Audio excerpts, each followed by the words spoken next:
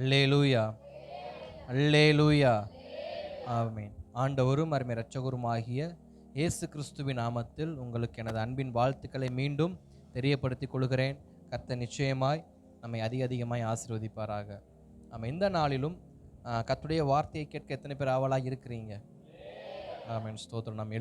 நாம் எல்லோருமே கர்த்தருடைய வார்த்தையை தொடர்ந்து கேட்டுக்கொண்டே இருக்கிறோம். கேட்பதில் ஆர்வமாய் இருக்கிறோம், தீவிரமாய் இருக்கிறோம். தேவன் நம்மோடு பேசிக்கொண்டே இருக்கிறார். இந்த நாளிலும் கர்த்தருடைய வார்த்தையை கொடுக்கும்படியாக நம்முடைய அன்பின் அழைப்பை ஏற்றுக்கொண்டு தென்காசி பகுதி சேந்தமரம் என்கிறதான பகுதியில் ஊழியம் செய்து கொண்டிருக்கிற பாஸ்டர் ஆமோஸ் ஜேசுராஜன் அவர்கள் நம்ம மத்தியில் கர்த்தருடைய வார்த்தையை பகிர்ந்து கொள்ள வந்திருக்கிறாங்க.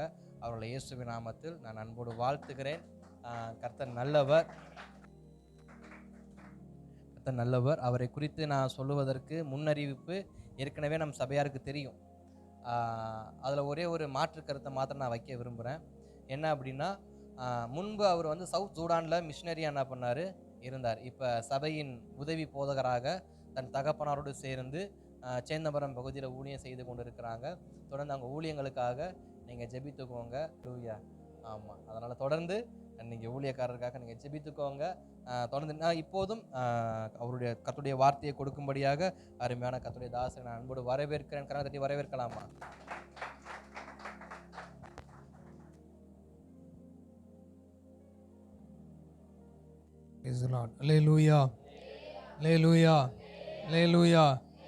சந்தோஷமாக இருக்கிறவர்கள் கர்த்தரை ஆராதிக்கலாம். ஹல்லேலூயா. அவர் நல்லவர். ஆமென். கர்த்தர் நல்லவர். கர்த்தர் நல்லவரா இல்லையா? கர்த்தர் ஆமென். அவர் நல்லவராக இருந்தார், நல்லவராக இருக்கிறார், இனியும் நல்லவராகவே இருப்பார். கர்த்தர் நல்லவர். இதனாலும் உங்கள் முன்னாய் என்னை நிறுத்தும்படியாய் தேவனுடைய அநாதி தீர்மானத்திற்காய், தேவனுடைய திட்டங்களுக்காக கர்த்தரை நன்றி செலுத்துகிறேன். அவருடைய தீர்மானத்தின்படியே உங்கள் முன்பாக என்னையும் அடியனையும் நிறுத்தியிருக்கிறார். கர்த்தர் நல்லவர். அதுமல்லாது உங்களுடைய போதகருக்காய், பாஸ்டர் மோகனுக்காய், பெனாயா மோகனுக்காய் கர்த்தரை நன்றி செலுத்துகிறேன். குடும்பத்துக்காக நன்றி செலுத்துகிறேன். நல்ல ஒரு உறவை, நல்ல ஒரு ஃபெல்லோஷிப்பை தேவன் தந்தார். அதை தொடர்ந்து ஓடும்படி தேவன் கிருபை செய்திருக்கிறார். மீண்டுமாய் ஒரு விஷயம், இந்த சபையில் தேவனுடைய வார்த்தையை பகிர்ந்து கொள்ளவும், தேவன் உங்களுக்கு முன்பாக நிற்கவும் அழைத்ததற்காக நன்றி செலுத்துகிறேன். ஃபேமிலியாக கூப்பிட்டுருந்தார், ஃபேமிலியாக வர முடியாத சுச்சுவேஷன், அதனால் நான் மட்டும் வந்தேன். கர்த்தர் நல்லவர். கர்த்தர் எவ்வளோ நல்லவர் பாருங்களேன்.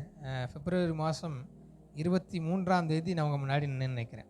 இந்த வருஷம் 23 22 எனக்கு கரெக்டாக ஞாபகம் இல்லை. 22 23 ஒரு நாள் உங்கள் முன்னாடி தேவனுடைய வார்த்தையை பகிர்ந்து கொண்டேன். அன்றைக்கி தான் ஃபஸ்ட் டைம் சர்ச்சுக்கு வந்தேன். அன்னைக்கு பாஸ் நான் எவ்வளவும் சொல்லியும் கேட்காம என்னுடைய திருமணத்திற்காக ஜெபித்தார். இந்த இடத்துல நான் வேண்டாம், ஜோமன வேண்டாமல் ஜோமன்னார். அந்த நேரத்தில் எனக்கு திருமணம் பண்ணுகிற ஒரு ஐடியா இல்லை. ஆனாலும் வெகு விரைவாய் டக்குன்னு சில காரியங்களை தேவனுடைய வாழ்க்கையில் மாற்றினார். அவருடைய அநாதி தீர்மானத்தின்படியாகி கடந்த ஜூன் மாதம் 23 எனக்கு தேவனுடைய கிருபையினால் திருமணமானது. என்னுடைய மனைவி என்னோட கூட சேர்ந்து ஊழியம் செய்கிறாங்க. இன்றைக்கி ஆகஸ்ட் 23 கரெக்டாக பாருங்களேன். பிப்ரவரிலேருந்து பிப்ரவரி 23, ஜூன் 23. நான் இப்போ உட்காந்துருக்கும் போது யோசித்தேன், ஆண்டவர் எப்படிலாம் கொண்டு வந்திருக்காரு. நல்லவர், தேவன் நல்லவர். இப்பொழுது 2 மாதங்கள் முடிந்து தொடர்ந்து ஓட தேவன் கிருபை செய்திருக்கிறார். உங்கள் முன்பாகவும் என்னை நிறுத்தின என் தேவனை ஸ்தோத்திரிக்கிறேன். கர்த்தர் நல்லவர். ஹல்லேலூயா. அவர் நல்லவராகவே இருக்கிறார். நான் அன்றைக்கும் கூட சொன்னேன் நினைக்கிறேன். கர்த்தர் நல்லவருங்கிறத நாங்கள் அடிக்கடி எங்களுடைய ஆப்பிரிக்க சபைகளில் சொல்வது உண்டு. அதை வார்த்தையாக சொல்லிட்டு போகிறதா இல்லை, அதை நிரூபித்தும் காண்பிக்கிறவர் கர்த்தர். அல்லேலூயா. கர்த்தர் நல்லவர். வேத வசனங்களுக்குள்ளாய் போகலாம்.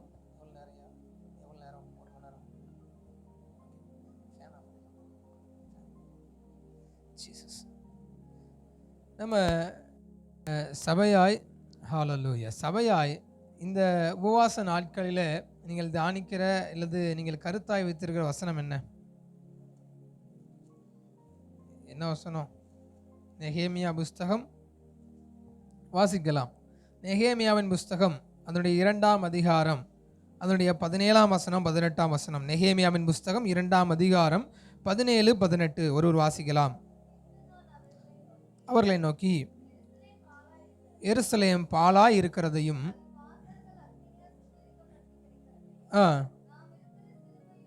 நாம் இருக்கிற சிறுமையும் பார்க்கிறீர்களே, நாம் இனி நிந்தைக்குள்ளாயிராதபடிக்கு எருசலேமின் அலங்கத்தை கட்டுவோம் வாருங்கள் என்று சொல்லி, என்னுடைய தேவனுடைய கரம் என் மேல் நன்மையாய் இருக்கிறதையும் ராஜா என்னோடு சொன்ன வார்த்தைகளையும் அவர்களுக்கு அறிவித்தேன். அப்பொழுது அவர்கள் எழுந்து கட்டுவோம் வாருங்கள் என்று சொல்லி நல்ல வேலைக்கு தங்களுடைய கைகளை திடப்படுத்தினார்கள். அல்லேலூயா.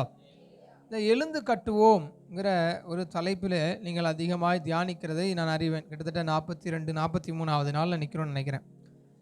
45 ஸ்தோத்திரம். 45வது நாள் எழுந்து கட்டுவோம், கட்டப்படுவோம், இப்படி நம்ம நிறைய கேள்விப்படுகிறது உண்டு. கோரேஸை தேவன் சொல்லும்போது சொல்றாரு, கோரேஸ் எருசலேமை பார்த்து நீ கட்டப்படும் என்று, ஆலயத்தை நோக்கி நீ அஸ்திவாரப்படும் என்று சொல்லுவான். இப்படிலாம் தேவன் சொல்கிறாரு. அதிகமாக நம்ம கட்டப்படுதலை குறித்து கேட்கும்போது நிறைய வசனங்களை கேட்டிருப்போம். ஆனால் என்னோடு தேவன் உங்கள் மத்தியில் பேசின வார்த்தை அல்லது என்னோடு தேவன் பேசின வார்த்தை, நான் அப்படி தான் எடுத்துக்கிறேன். ஏன்ட்ட தேவன் பேசின வார்த்தை உங்களுக்கு சொல்ல வேண்டுமானால் இதோட சேர்த்து இன்னொரு வசனத்தையும் வாசித்தா ரொம்ப நல்லாயிருக்கும். அதுக்கு கொலோசிய நிருபம், கொலோசியருக்கு எழுதப்பட்ட நிருபம், அதனுடைய 2ஆம் அதிகாரம் 6ஆம் வசனம் 7ஆம் வசனம்.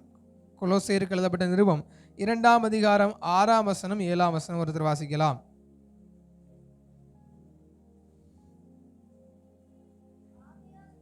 ஆகையால் நீங்கள்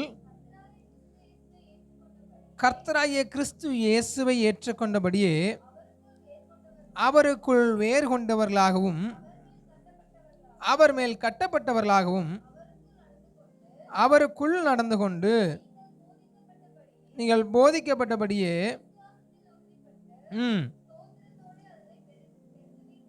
அல்லேலூயா. இந்த 2 இடத்துலையும் ஒரு கட்டப்படுகிற ஒரு அனுபவத்தை வேதம் நமக்கு காண்பிக்கிறது இல்லையா? அங்கே அவர் முதலாவது எழுந்து கட்டுவோம் வாருங்கள் கூப்பிடுறாரு. அவங்களும் அதே போல் என்ன சொல்கிறாங்க, வாங்க எழுந்து கட்டுவோம். அவர் சொல்ற அலங்கத்தை கட்டுவோம் வாருங்கள் கூப்பிடுறாரு. ஜனங்கள் என்ன சொல்கிறாங்க, எழுந்து கட்டுவோம் வாருங்கள்.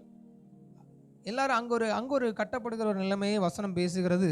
இங்கே நம்ம கொலோசிய நிருபத்தில் வசனம் இப்படி சொல்லுது, நீங்கள் அவர் மேல் கட்டப்பட்டவர்களாகவும் அவருக்குள் நடந்து கொண்டு.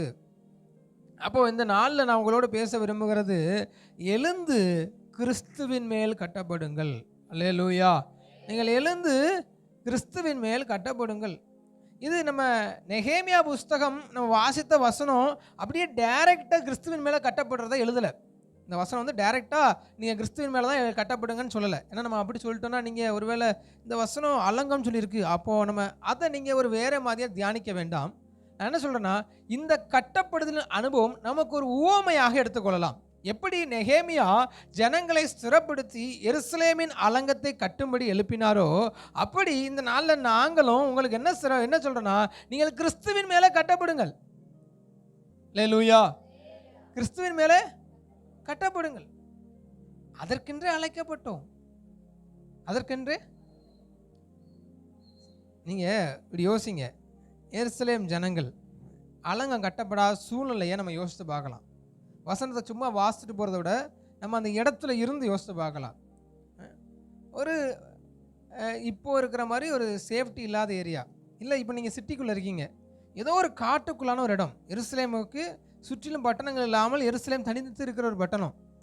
அந்த பட்டணத்துக்குள்ளே சில குடும்பங்கள் வாசம் பண்ணாங்க, சில பேர் இருக்காங்க, ஆட்கள் இருக்கிறாங்க. அவங்களுக்கு ஒரு பாதுகாப்பு முதல்ல என்னது, சுற்றி இருக்கிற காம்பவுண்ட், அதாவது அந்த அலங்கம் தான் அவங்களுக்கு பாதுகாப்பு இல்லாத ஒரு பட்டணம். நம்ம கடந்த நாட்களில் ராஜாக்களை குறித்து நம்ம வாசிச்சிருக்கிறோம், கேள்விப்பட்டு இருக்கிறோம், வேதத்திலையும் வாசிக்கிறோம், நம்ம ஹிஸ்டாரிக்கெல்லாம் கேட்டிருக்கிறோம். அலங்கம் கட்டப்படாத இடம் எப்படி இருக்கும்? அதுக்கு நமக்கு புரிஞ்சு கொள்கிற மாதிரி எக்ஸாம்பிள் சொல்லணும்னா, வேலி அடைக்கப்படாத தோட்டம். தீர்க்க தரிசன புஸ்தகத்தில் பேசப்படுகிறது, தேவன் சொல்லுகிறார், ஒரு தோட்டம் இருந்துச்சான், திராட்சை தோட்டம். அதுக்கு வேலி இல்லாத போது என்ன, குழி முசல்கள் உள்ள வரும். அந்த தோட்டம் வேலி இல்லைன்னா நீங்கள் ஒரு திராட்சை தோட்டம் போடுறீங்க, அந்த திராட்சை தோட்டத்தை சுற்றிலும் வேலி போடலை, என்ன ஆகும்? இந்த நாட்களில் பழங்கள் வளர்க்கிற பழம் கொடுக்குற செடி வளர்க்குற நிறைய பேரை பார்த்தீங்கன்னா, அது காய் காய்ச்சல் என்ன பண்ணுறாங்க, ஒரு கவர் போட்டு வைப்பாங்க. பார்த்துருக்கீங்களா? அதெல்லாம் திராட்சை பழங்கள் நான் கவர் போட்டு பார்த்துருக்குறேன். அதே மாதிரி பழங்கள், சின்ன சின்ன பழங்கள், இந்த கிளி அதிகமாக இருக்குது, பறவைகள் அதிகமாக இருக்கிற இடங்களில் ஒரு கவர் போட்டு வைப்பாங்க. ஏன்? அதை பாதுகாக்கணும், அது சேதமாயிரும். அப்போ அங்கே ஒரு அலங்கம் இல்லை. எனக்கு ஒரு சேதம் உண்டாகக்கூடிய ஒரு சிச்சுவேஷன். அதாவது நீ முதல்ல உன்னுடைய நிலைமையை பார் என்று நெகேமியா தன்னுடைய ஜனங்களை சொல்றாரு. எப்பா நீங்க நல்லா இல்ல, உன் நிலைமை நல்லா இல்ல, உனக்கு அலங்கம் இல்ல, உனக்கு ஒரு பாதுகாப்பு இல்ல. இப்போ நம்முடைய நிலைமையை கிறிஸ்துவின் மேல கட்டப்படணும்னு நம்ம சொல்றோம்னா, கிறிஸ்துவின் மேல் கட்டப்படாத போது நம்முடைய நிலைமை எப்படி இருந்ததுன்னு தெரியுமா? நான் அடிக்கடி தியானிக்கிற ஒரு வேத பகுதி உங்களுக்கு முன்பாய் காண்பிக்க விரும்புகிறேன். அல்லேலூயா, ஸ்தோத்திரம். எபேசியர் 2ஆம் அதிகாரம் 12ஆம் வசனத்தை வாசிங்க. எபேசியர் 2:12. அக்காலத்திலே கிறிஸ்துவை சேராதவர்களும் காணியாட்சிக்கு புறம்பானவர்களும் அந்நியரும் நம்பிக்கை இல்லாதவர்களும் தேவன் அற்றவர்களுமாயிருந்தல் என்று நினைத்துக் கொள்ளுங்கள். அப்போ சபை கிறிஸ்துவின் மேல கட்டப்படலை. அப்போ ஒரு மனிதன் கிறிஸ்துவிடத்துல வரவில்லை என்றால் அவனுடைய நிலைமை என்னையாங்க நீங்கள் நினைத்துக் கொள்ளுங்கள். அப்போ நீங்க இப்போ இப்படி இல்லப்பா, இப்போ உங்களுக்கு கிறிஸ்து இருக்கிறார், நீங்க கிறிஸ்துவின் மேல கட்டப்பட்டீங்க. நீங்க கட்டப்பட முன்ன நீங்க எப்படி இருந்தீங்க தெரியுமா? எப்படி இருந்தோமா? கிறிஸ்துவை சேராதவர்கள், காணியாட்சிக்கு புறம்பானவர்கள், வாக்குத்தத்தத்தின் உடன்படிக்கைக்கு அந்நியர்கள், நம்பிக்கை இல்லாதவர்கள், தேவன் இல்லாதவர்கள். இவ்வளவு ஆனதை சொல்லும் போது சில நமக்கு பாஸ்டர் ஏதோ பெருசா பேசுறேன்னு நினைக்கலாம். சிம்பிள் டேர்ம்ஸ் நான் உங்களுக்கு சொல்றேன். ஆதாமின் மூலம் பூமிக்கு பாவம் வந்துச்சா? பாவம் யாரும் எங்க இருந்து ஆரம்பிச்சது? ஆதாம்ல பாவம் வந்துச்சு. அந்த பாவத்தின் சம்பளம் என்ன என்று வேதம் சொல்லுது? ரோமர் 6ஆம் அதிகாரம் கடைசி வசனம், பாவத்தின் சம்பளம் மரணம். இதே இப்ப நீங்க வச்சிருக்க அதே அதிகாரம் முதல் வசனம் என்ன சொல்லுது? அக்கிரமத்தினாலும் பாவங்களினாலும் மரித்தவர்களாயிருந்த உங்களை. அப்ப நீங்க எப்படி இருந்தீங்களா? அக்கிரமத்திலும் பாவத்திலும் மரித்திருந்தோம். அப்போ கிறிஸ்து எனக்கு இல்லாத போது என்னுடைய நிலைமை என்ன தெரியுமா? மரித்திருந்த நிலைமை. ரட்சிக்கப்படாத ஒரு மனிதனுடைய வாழ்க்கை எப்படிப்பட்ட வாழ்க்கை? மரித்து போன ஒரு வாழ்க்கை. நீங்க இதெல்லாம் எங்க மரித்து போனா? நல்லா தானே இருக்கான். இப்படி யோசிப்பீங்களானால் என்ன மரணம்? பூமியின் முடிவில் நமக்கு 2 வழிதான் இருக்கு, ரைட்டா? 2 வழி. ஒன்று பரலோகம், ஒன்று நரகம்.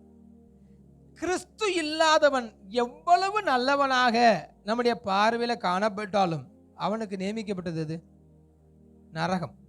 ஆதாமின் மூலமா எனக்குள்ள பாவம் வந்ததுனால நான் எதற்கு நியமிக்கப்பட்டிருந்தேன்? அல்லேலூயா. சபையில் நீங்க சிலர் என்ன பாஸ்டர் சுவிசேஷ பிரசங்கத்தை எங்க பண்றான்னு யோசிக்கலாம். முதலாவது நம்முடைய நிலை நமக்கு தெரிந்திருக்க வேண்டியது அவசியம். இந்த சுவிசேஷம் எனக்கு என்ன செய்தது, இந்த கிறிஸ்து எனக்கு என்ன செய்தார் என்பதை நான் அறிந்து கொண்டால்தான் எனக்குள்ள ஒரு விருப்பம் வரும், நான் கட்டப்படணும். இங்க நெகேமியா வந்து சொல்ற வரைக்கும் அலங்கத்தை கெட்டணுங்கிற எண்ணமே இல்லை. நான் நல்லா தானே இருக்கேன், என்ன பிரச்சனை எனக்கு வந்துச்சு, இந்த பூமியில எனக்கு என்ன பிரச்சனை? நமக்கு சில நேரங்களில் தேவன் நினைப்பூட்டுகிறார்.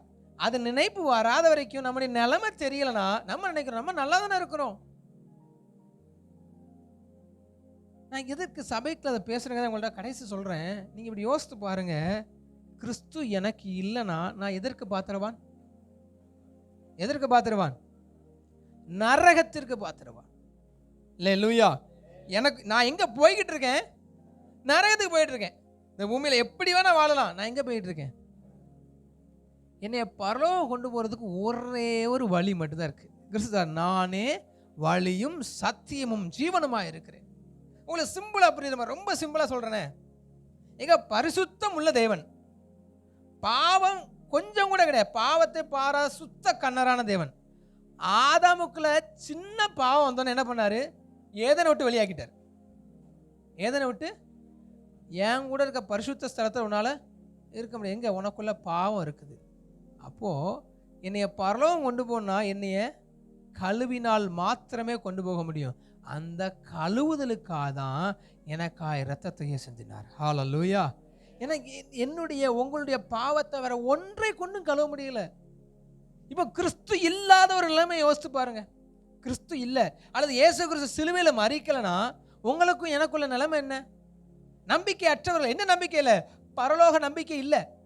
இந்த வாழ்க்கை முடியும் போது எனக்கு நிறைய சொல்கிறாங்களா, ஒரே ஒரு வாழ்க்கை, நம்ம பாட்டு நம்ம இஷ்டம் போல் வாழலாம், வெந்த சாப்பிட்டுட்டு விதி வந்த அன்னைக்கு செத்துப்போம்.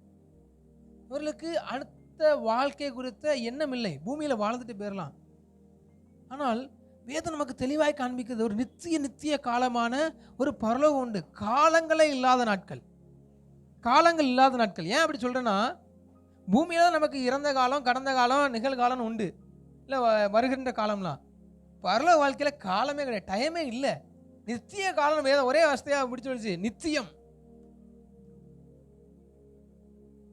அவர் கூட இருக்க போகிறேன். நான் அடிக்கடி நிறைய இடங்களை சொல்கிறது, இப்போ எனக்கு 28 வயசு ஆகுது. என்னால் மிஞ்சி போனால், உங்கள்கிட்ட சொன்னேன்னு நினைக்கிறேன் கடைசி வரும்போது, மிஞ்சி போனால் எத்தனை வருஷம் என்னால் உயிர் வாழ முடியும்? சரி 80 வயசுன்னு சொல்லிச்சோங்களேன், 50 வருஷம் வாழலாம் நான், இன்னும் ஒரு 50 வருஷம். 80 வயசு தான் எனக்கு வந்து தேவன் குறித்த நாட்கள் என்றால், என்னால் மிஞ்சி போனால் 50 வருஷம் வாழ முடியும். பரலோக வாழ்க்கை எத்தனை வருஷம்? 50 வருஷமா, 500 வருஷமா, 50,000 வருஷமா, 5 கோடி, அதுக்கு மேலே என்ன முடியாட்டாலும் கணக்கில் இல்லை. அப்போ அத்தனை வருஷம் நான் நரகத்தில் இருக்க போகிறேன்னா பரலோகத்தில் இருக்க போகிறேன்னா, என் நிலைமை எப்படி இருந்துச்சுன்னா அத்தனை வருஷங்களை நரகத்தில் இருக்க வேண்டிய நிலைமையில் இருந்து. அதான் அவர் சொல்றாரு, உன் நிலைமையை பார், எருசலேம் பாலாக இருக்கிறது. உனக்கு கண்ணு தெரியலப்பா, நீ நல்லா இருக்கேன்னு நினச்சிக்கிட்டு இருக்க, உன் வாழ்க்கை பாலாக இருக்கிறது. சில நேரங்களில் ரட்சிக்கப்பட்டேன் என்று சொல்லுகிற நாம கிறிஸ்துவின் மேலே கட்டப்படாமல் பாலாக இருக்க சுச்சுவேஷனில் இருக்கோம். எப்படி தெரியுமா இருக்கிறோம்? நான் அதுக்கு ஒரு சின்ன எக்ஸாம்பிள் சொல்லுறேன். ரட்சிக்கப்படும் முன்னாடி நம்ம எதுக்கு மற்ற தெய்வங்களை தேடணும்? அந்த தெய்வத்துக்கு 100 ரூபா கொடுத்தா, நான் 100 ரூபா நான் காணிக்க போடுதேன், எனக்கு ஒரு 1000 ரூபாய்க்கு நான் வேலையை நிச்சயம், அப்படி தான் நான் தெய்வத்திட்ட போய் நின்னோம். நான் உனக்கு காணிக்க போடுதேன், நான் உனக்கு 10,000 தரேன், எப்போ என் பிள்ளைக்கு 1 லட்ச ரூபா சம்பளம் வர மாதிரி வேலை வரட்டும். நான் உனக்கு 1 லட்ச ரூபா தரேன், என் பிள்ளைக்கு நல்ல ஒரு வாழ்க்கை துணை அமையட்டும். இந்த கடவுள்களோடு, பூமியின் கடவுள்கள்னு சொல்லப்படுகிறவர்களோடு நம்ம எப்படி தானே உடன்படிக்கை பண்ணோம்? நான் உனக்கு ஒன்று தாரேன், எனக்கு நீ ஒன்று தா. என் முடிய தாரேன், எனக்கு ஒரு சுகத்தை தா. இப்போது கிறிஸ்தவனாய் மாற நம்ம எப்படி இருக்கோம்? உங்கள் ஊழியத்துக்குன்னு ஒரு 1000 ரூபா தாரேன், எனக்கு ஒரு 10,000 ரூபாய்க்கு நான் வேலை வரட்டும். நான் ஊழியத்துக்கு ஏதாவது செய்கிறேன், எனக்கு வீடு கட்டப்படட்டும். நமக்கு தேவனை மட்டும்தான் மாற்றிருக்கோமே தவிர நம்முடைய வாழ்க்கை மாறவே இல்லை. இது பாலாய் போன நிலைமை. எருசலேம் பாலாய் கிடக்கிறது. ஏன்னா எனக்கு தெய்வம் மட்டும்தான் மாறி இருக்காருப்பா. நான் முன்னாடி இன்னொரு தெய்வத்தை வணங்கினேன், இன்னைக்கு இயேசு வணங்குறேன். முன்னாடி நான் இந்தியாவை எடுத்துக்கிட்டோம்னா இப்போ இருக்க நமக்கு தெரிந்த மதங்கள் என்ன? ஹிந்து, இஸ்லாமிக் மதம் தான் இருக்குது. நான் முன்னாடி ஹிந்துவாவோ இல்லை முஸ்லீமாவோ இருந்தேன், இப்போ கிறிஸ்டியனாக மாறிட்டேன், அவ்வளவுதான். இது நான் அவ்வளோதான், என் வாழ்க்கை மாறலை. நான் கிறிஸ்துவின் மேலே நான் கிறிஸ்துவை போல மாறணுங்கிற எண்ணம் எனக்கு இல்லை. இது எருசலேம் பாலாய் கிடக்கிற நிலைமை. நான் இது வரைக்கும் பாபிலோனில் இருந்தேன், இன்னைக்கு எங்கே இருக்கேன்? எருசலேமில் இருக்கேன். ஆனால் அலங்கம் நான் பாபிலோனில் இருக்கும்போது எப்படி இருந்துச்சோ அப்படியே தான் இன்னைக்கு இருக்கு. என்னுடைய பாதுகாப்பு நான் பாபிலோனில் இருந்தபோது எப்படி இருந்துச்சோ அப்படியே தான் இருக்கு. சபையே, அதான் நெகேமியா சொல்கிறேன், எப்பா சிறுமையை பாரு, நீ எங்கே நிற்கன்னு தெரியுதா? நமக்குள்ளே நம்ம கிறிஸ்துவின் மேலே கட்டப்பட்டவர்களாக எழும்பணும். சபையே, சுவிசேஷம் எனக்கு என்ன செய்தது? எங்க நீங்கள் வாசிங்க 1 கொரிந்தியர் 15ஆம் அதிகாரம் 19ஆம் வசனத்தை வாசிங்களேன். 1 கொரிந்தியர் 15:19 இம்மைக்காக மாத்திரம். 1 கொரிந்தியர் 15:19 யாராவது ஒருத்தர் வாசிங்க.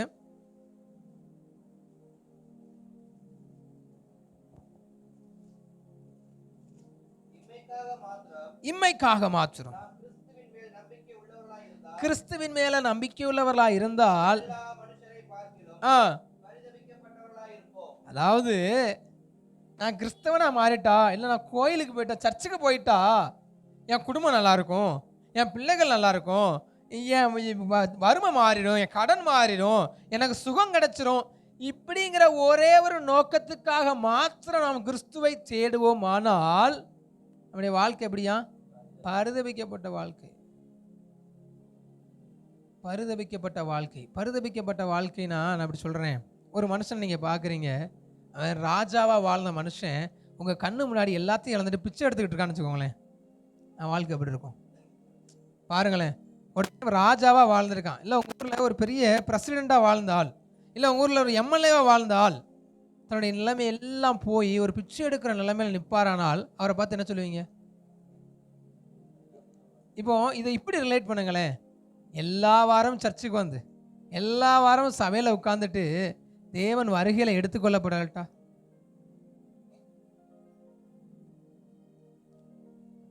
பாலாய் கிடக்கிற நிலைமை. ஹல்லேலூயா.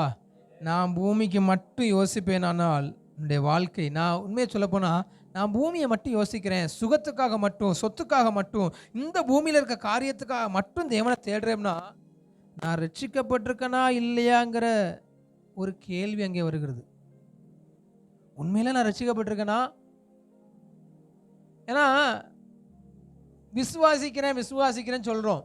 யாக்கோபின் புஸ்தகத்தில் அவர் எழுதுறாரு, பிசாசுகளும் விசுவாசித்து நடுங்குகிறதே. என்ன பண்ணுதா? பிசாசும் விசுவாசிக்குப்பா. அப்போ உங்க விசுவாசம், எல்லா விசுவாசம் ரட்சிப்பின் விசுவாசம் அல்ல. தேவன் எனக்கு பொண்ணை தருவார், பொருளை தருவார், என்னை பூமியில் ஆசீர்வதிப்பார்.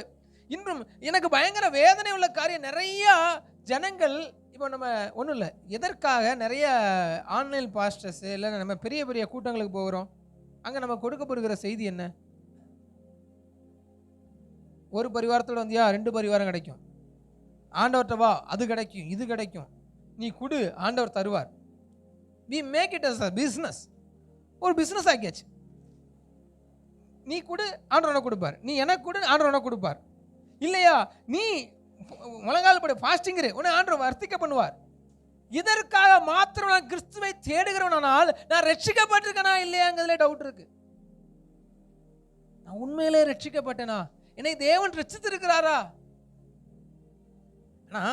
அவர் சொல்றாரு, எப்பா மாமிசத்தின்படி விருத்த சேதனம் பண்ண எல்லாரும் யூதன் இல்லை, எல்லாரும் யூதன் இல்லை.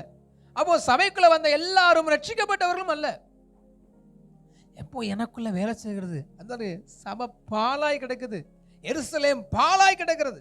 அப்படிதானே வசனம் தெளிவா இருக்கு. எருசலேம் பாலாய் இருக்கிறதையும் அதன் வாசல்கள் அக்கினியால் சுட்டரிக்கப்பட்டிருக்கிறதையும் நாம் இருக்கிற சிறுமையும் பார்க்கிறீர்களே. இதுபோல் நாள் அது கண்ணுக்கே தெரியல, எவ்வளோ நாள் கண்ணுக்கே தெரியல. எப்பா சொல்லிட்டு நீங்கள் எழுந்து கட்டப்படுங்கப்பா. சபையே நம்ம கிறிஸ்துவின் மேலே கட்டப்படணும். அதான் நமக்கு கொலோசியர்ல 2ஆம் அதிகாரம் பார்த்தோம்ல, அவர் மேல் கட்டப்பட்டவர்களாய், அப்படிதான் சொல்லுது. கொலோசியர் 2ஆம் அதிகாரம் அதான வாசிங்க. கொலோசியர் 2:6-7 என்ன சொல்லுது? நீங்கள் அவருக்குள் வேறு கொண்டவர்களாகவும் அவர் மேல் கட்டப்பட்டவர்களாகவும் நடந்து கொண்டு. கிறிஸ்து உங்களை அழைத்தது எதற்காக? கிறிஸ்துவின் மேல கட்டப்படுவதற்காக.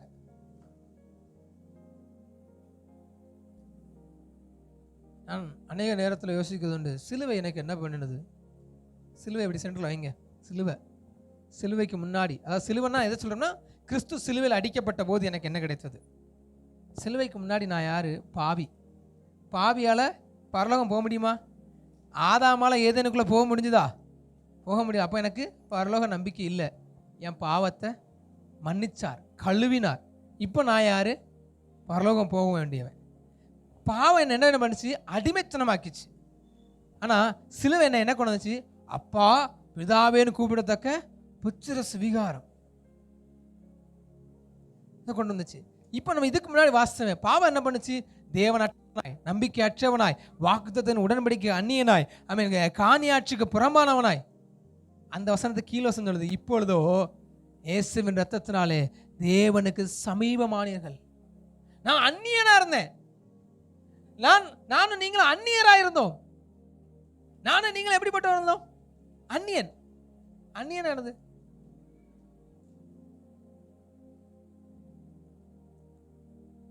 அந்நியர்னா யார்? சமாரிய ஸ்திரீடத்தில் இயேசு கிறிஸ்து போகிறார். சமாரிய ஸ்திரீடத்தில் யோவான் 4ஆம் அதிகாரம் போய் தண்ணி தாகமாக இருக்கு, தண்ணி தானே. அந்த அம்மா என்ன சொன்னுச்சு? நீர் யூதராக இருக்க தாகத்துக்கு தானு என்னிடத்தில் எப்படி கேட்கலாம்? ஏன்னா யூதர்கள் இஸ்ரவேல் அல்லாத ஒருவரோட தண்ணி கூட வாங்கி குடிக்க மாட்டாங்க. அப்போ நான் உனக்கு அந்நியன்பா. அந்நியர்னா நான் உன் இனத்தான் அல்ல. ஒரு சின்ன இன்னொன்று சொல்கிறேனே, எனக்கு அதிகமாக இந்த எக்ஸாம்பிள் சொல்கிறது பிடிக்காது, வசனங்களை தேடுறது உண்டு. ஆனாலும் உங்களுக்கு புரியதுக்காக சொல்கிறேன்.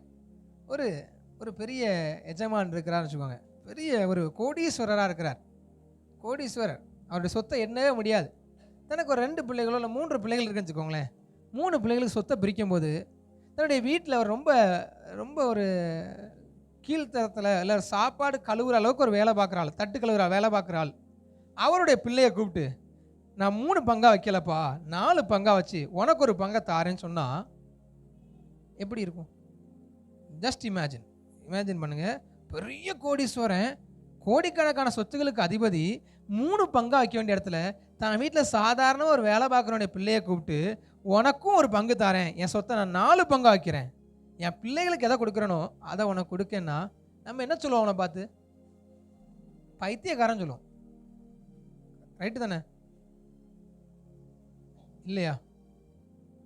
அவனுக்கு அதுக்கு சம்மந்தமே இல்லை. அவன் யாரு, இவன் யாரு? நம்ம இஸ்ரவேலின் காணி ஆட்சிக்கு புறம்பானவர்கள். இப்பொழுதோ தேவனுக்கு உடன் சுதந்திரர். அடிமையா இருந்தேன், இப்பொழுதோ அப்பா பிதாவின் கூப்பிடத்தக்க புத்திர சுவீகாரத்தின் ஆவி எனக்குள்ள வந்திருக்கிறார். இதான் நெகேமியா சொல்ற இந்த வசனத்தோட நான் இதை ஏற்றுக்கொள்ள, இதை கனெக்ட் பண்ண விரும்புகிறேன். 18ஆம் வசனத்தில் முதல் வசனம் இப்படி சொல்ற, முதல் பகுதி இப்படி சொல்றாரு, என் தேவனுடைய கரம் என் மேல் நன்மையாயிருக்கிறதை. நெகேமியா ஜனங்கள்ட்ட சொன்னாராம், என் தேவனுடைய கரம் என் மேல எவ்வளவு நன்மையா இருந்துச்சு தெரியுமா? அதைத்தான் அவங்ககிட்ட சொல்றேன், ஜனமே, நம்ம தேவ கரம் நம்ம மேல எவ்வளவு நன்மையா இருந்துச்சு தெரியுமா? எங்க நம்ம நரகத்துக்கு பாத்துருவான். பழைய ஏற்பாட்டின் நாட்கள்ல ஒருத்தன் விரும்பினா கூட தேவனை பற்றிக்கொள்ள முடியாது. விரும்பினா கூட கானானிய ஸ்திரீ வந்துட்டு என் பிள்ளைக்கு சுகந்தான் சொல்றாரு, பிள்ளைகளின் அப்பத்தை நாய்க்குட்டிக்கு போட முடியாது, விரும்பினாலும் வர முடியாது. ஆனால் தேவன் புதிய ஏற்பாட்டில் அந்த வசனம், நீங்கள் அதை எபேசியர் தான், எபேசியர் 2வது வீட்டில் வாசிங்க, இந்த 2வது அதிகாரத்தை ஃபுல்லாக வாசிங்க. நம்ம ஏற்கனவே 12ஆம் வசனம் 13ஆம் வசனம் வாசித்தோம். அதுக்கு பின்னாடி உள்ள வசனத்தை வாசிங்களா, அது இருக்கும், பகையாக இருந்த நடுச்சுவரை தகர்த்து அவருடைய கரம் என் மேல நன்மையா இருந்தது. ஹல்லேலூயா! அவருடைய கரம் உங்க மேல நன்மையா இருக்கிறது. நம்ம நிறைய நேரத்தில் நம்ம எங்க பாலா இருக்கோன்னே பார்க்கல, எனக்கு தேவன் என்ன செஞ்சார்னே பார்க்கல. நம்ம எதை பார்க்குறது தெரியுமா? ஏங்க நீங்கள் கிறிஸ்தவனா மாறினீங்க? அது எனக்கு கடன் பாரம் இருந்துச்சு, இல்லை என் வாழ்க்கை நிம்மதி இல்லாமல் இருந்துச்சு, எனக்கு பலவீனங்கள் இருந்துச்சு, என்னை குணமாக்கினார், அதனால் நான் சபைக்கு போகிறேன். இது இல்லை, நான் பாவியாக இருந்தேன்.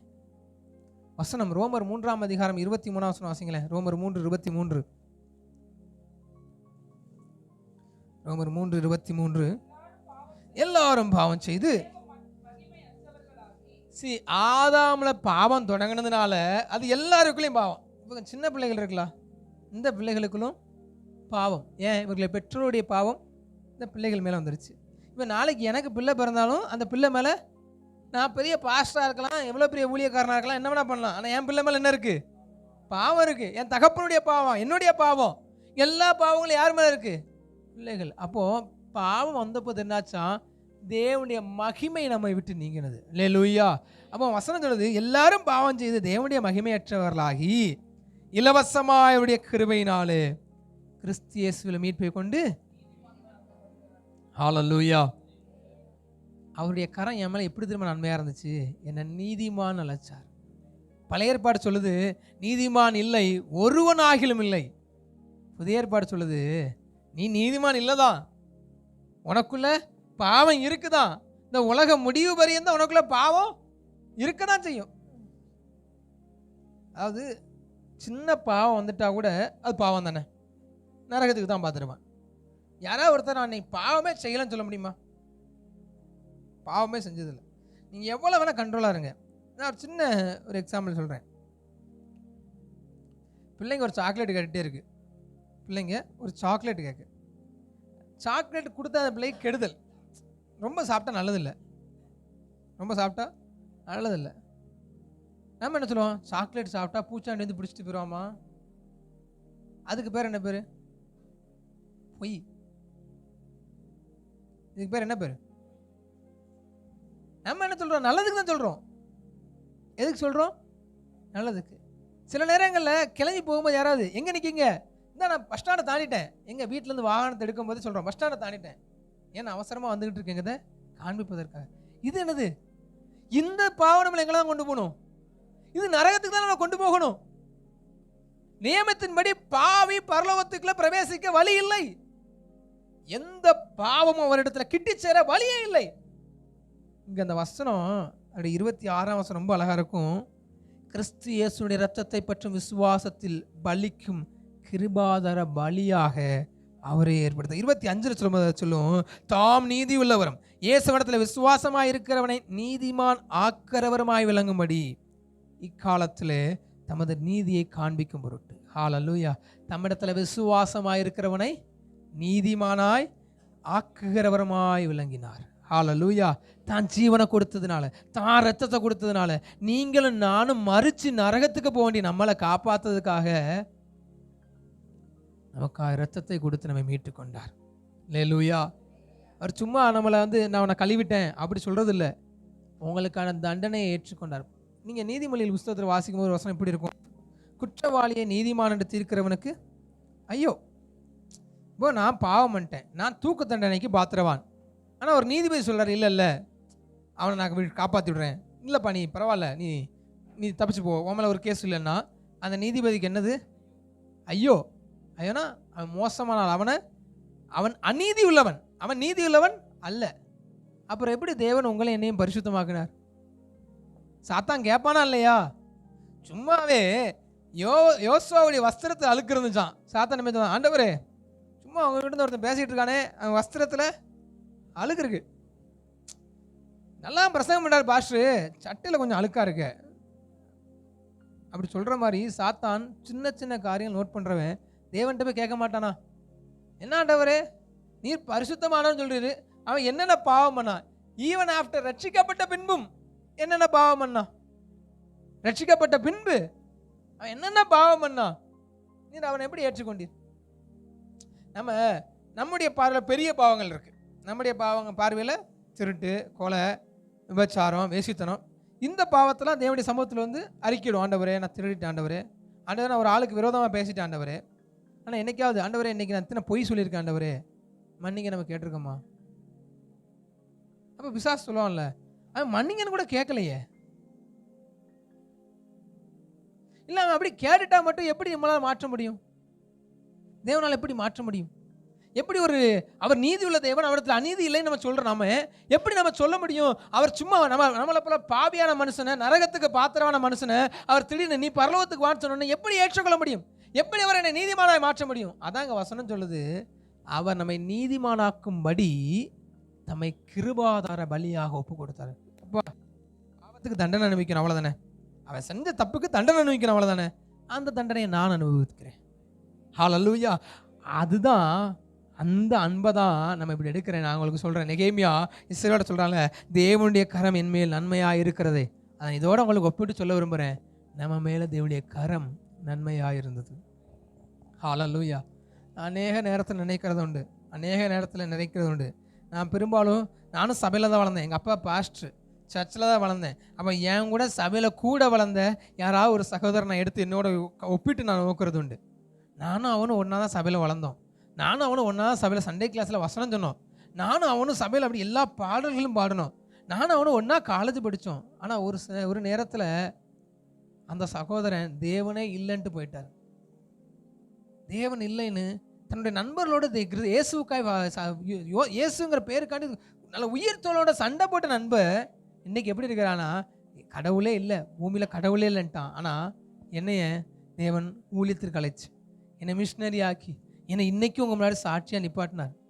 அப்போ நான் சில நினைப்பேன், இதில் நிறைய பேர் என்ன சொல்லுவாங்க, அப்பா நீங்கள் பெரிய மிஷினரியாக இருக்கீங்க, ஊழியம் பண்ணியிருக்கீங்க. அப்போ நான் நினைக்கிறது உண்டு, அந்த நண்பனையும் என்னை தான் யோசிப்பேன். நானும் அவனும் ஒரே பாவத்தை தான் செஞ்சோம், நானும் அவனும் ஒரே பஸ்ஸில் போனோம், நானும் அவனும் ஒரே காலேஜில் படித்தோம். ஆனால் என்ன சீக்கிரமாய் தன்னுடைய வேலை கண்டு என்னை திருப்பிட்டார். சீக்கிரமாக என்னுடைய பாவத்தை எனக்கு உணர்த்தி, எடா நீ பண்ணுறது பாவம், நீ திரும்பிடு, நான் உனக்காண்டு ஜீவனை கொடுத்தேன், என்னை சீக்கிரமாக திருப்பிட்டார். அவருடைய அன்பு ஏமல. இன்னைக்கு அந்த நண்பன், நான் உண்மையிலே சந்தோஷமாக சொல்கிறேன், இன்னைக்கு அந்த நண்பன் தேவனத்தை திரும்பிக்கிட்டு இருக்கான், கொஞ்சம் கொஞ்சமாக தேவனோட ஒப்புரவாகிக்கிட்டு இருக்கான். ஆனால் நான் இதுக்கு முன்னாடி யோசிப்பேன், நானும் இதற்கு பாத்திரவான் இல்லையே, நீ யோசித்து பாருங்க, உங்களோட வேலை பார்க்குறவங்க, உங்களோட படிக்கிறவங்க எத்தனை நல்லவர்கள் இருக்காங்க தெரியுமா? நம்ம சில நேரம் கீழே ஒரு 100 ரூபா கிடந்துச்சுன்னா எடுத்துட்டு சரி ஆண்டவர் கொடுத்தாருன்னு சொல்லிட்டு போயிடுறோம். ஆனால் ஒரு சிலர் சாப்பிடுறதுக்கே வழி இல்லைன்னா கூட கீழே ஒரு 100 ரூபா எடுத்துட்டா அந்த 100 ரூபா கொண்டு போய் போலீஸ் ஸ்டேஷனில் கொடுங்க. சார் அந்த காசை நான் கீழே பார்த்தேன். ஓ நிலைமை என்னப்பா, எனக்கு சாப்பிடுறதுக்கு வழி இல்லை, அடுத்தவன் காசுக்கு நான் ஆசைப்பட மாட்டேன். நல்லவன் தானே, நல்லவர்கள் அநேகர் உண்டே. ஆனால் என்னையும் உங்களையும் ஒன்றுமே பண்ணாத போது அழைச்சிட்டு சொல்கிறாரா, நீ என்னிடத்துல வா, நான் உனக்கு பரலோகத்தை தருவேன்னு சொல்லி நம்மளை முன்குறித்தாரே, அவருடைய கரம் எவ்வளவு நன்மையாய் நம்ம மேல இருந்தது. ஹல்லேலூயா, ஹல்லேலூயா. அவருடைய அழைப்பு அவ்வளவு பெருசு. பிதாவோட கூட உங்களை என்னை ஒப்புரவாக்கினார், அவர் நமக்கு சமாதான காரணராய் மாறினார் என்று யோவான் 5ஆம் அதிகாரம் 1 வசனம் சொல்லுது. அவர் என்ன ஆனாரா? சமாதானத்தின் காரணர். பிதாவுக்கும் நமக்கும் பெரிய பிதாவுக்கு பகையாயிட்டுனா அதான் நம்மளால் தாங்க முடியாது. நோவாவின் காலத்தில் வெளிப்பட்டது பிதாவின் கோபம். சோதோம் குமாராவின் நாட்களில் வெளிப்பட்டது பிதாவின் கோபம். அந்தி கிறிஸ்து நாட்களில் வெளிப்படுகிறதும் இயேசு கிறிஸ்து சொல்றாரு, அந்த நாட்கள் குறையாதிருந்தால், அவர் குறைச்சிருக்காராம். கர்த்தருடைய நாளை கொஞ்சம் அவர் குறைச்சிருக்காராம், யூதர் நிமித்தம் கொஞ்சம் குறைச்சிருக்காராம். அவர் குறையாதிருந்தால் யார் தப்பிப்பான்? அவ்வளவு பெரிய மகா உக்கிர கோபம் உள்ள தெய்வம். நீங்க எபேசியர் 2ஆம் அதிகாரம் 4ஆம் வசனம் 3ஆம் வசனம் வாசிச்சா சொல்லுவோம், நீங்கள் கோபாக்கினின் பிள்ளைகளா இருந்தீர்கள். கோப ஆக்கினை. அவருக்கு அவ்வளவு கோபம், அதாவது பாவத்து நிமித்தம் உண்டான கோபம். அவர் பாவத்தை பார்க்கிறவர் அல்ல. அதனால இயேசு கிறிஸ்து சிலுவையில் இருக்கும்போது அந்த அவர் மேல மொத்த பாவம் சுமத்தப்பட்ட போது தன்னுடைய முகத்தை திருப்பி கொண்டார். இயேசு கிறிஸ்து பாவம் பண்ணார்னு இல்லை, நம்ம எல்லாருடைய பாவம், உலக தோற்றம் முதல் உலகத்தின் முடிவு வரைந்துள்ள மொத்த பாவம் இயேசு கிறிஸ்துவின் மேல ஏற்றப்பட்டது.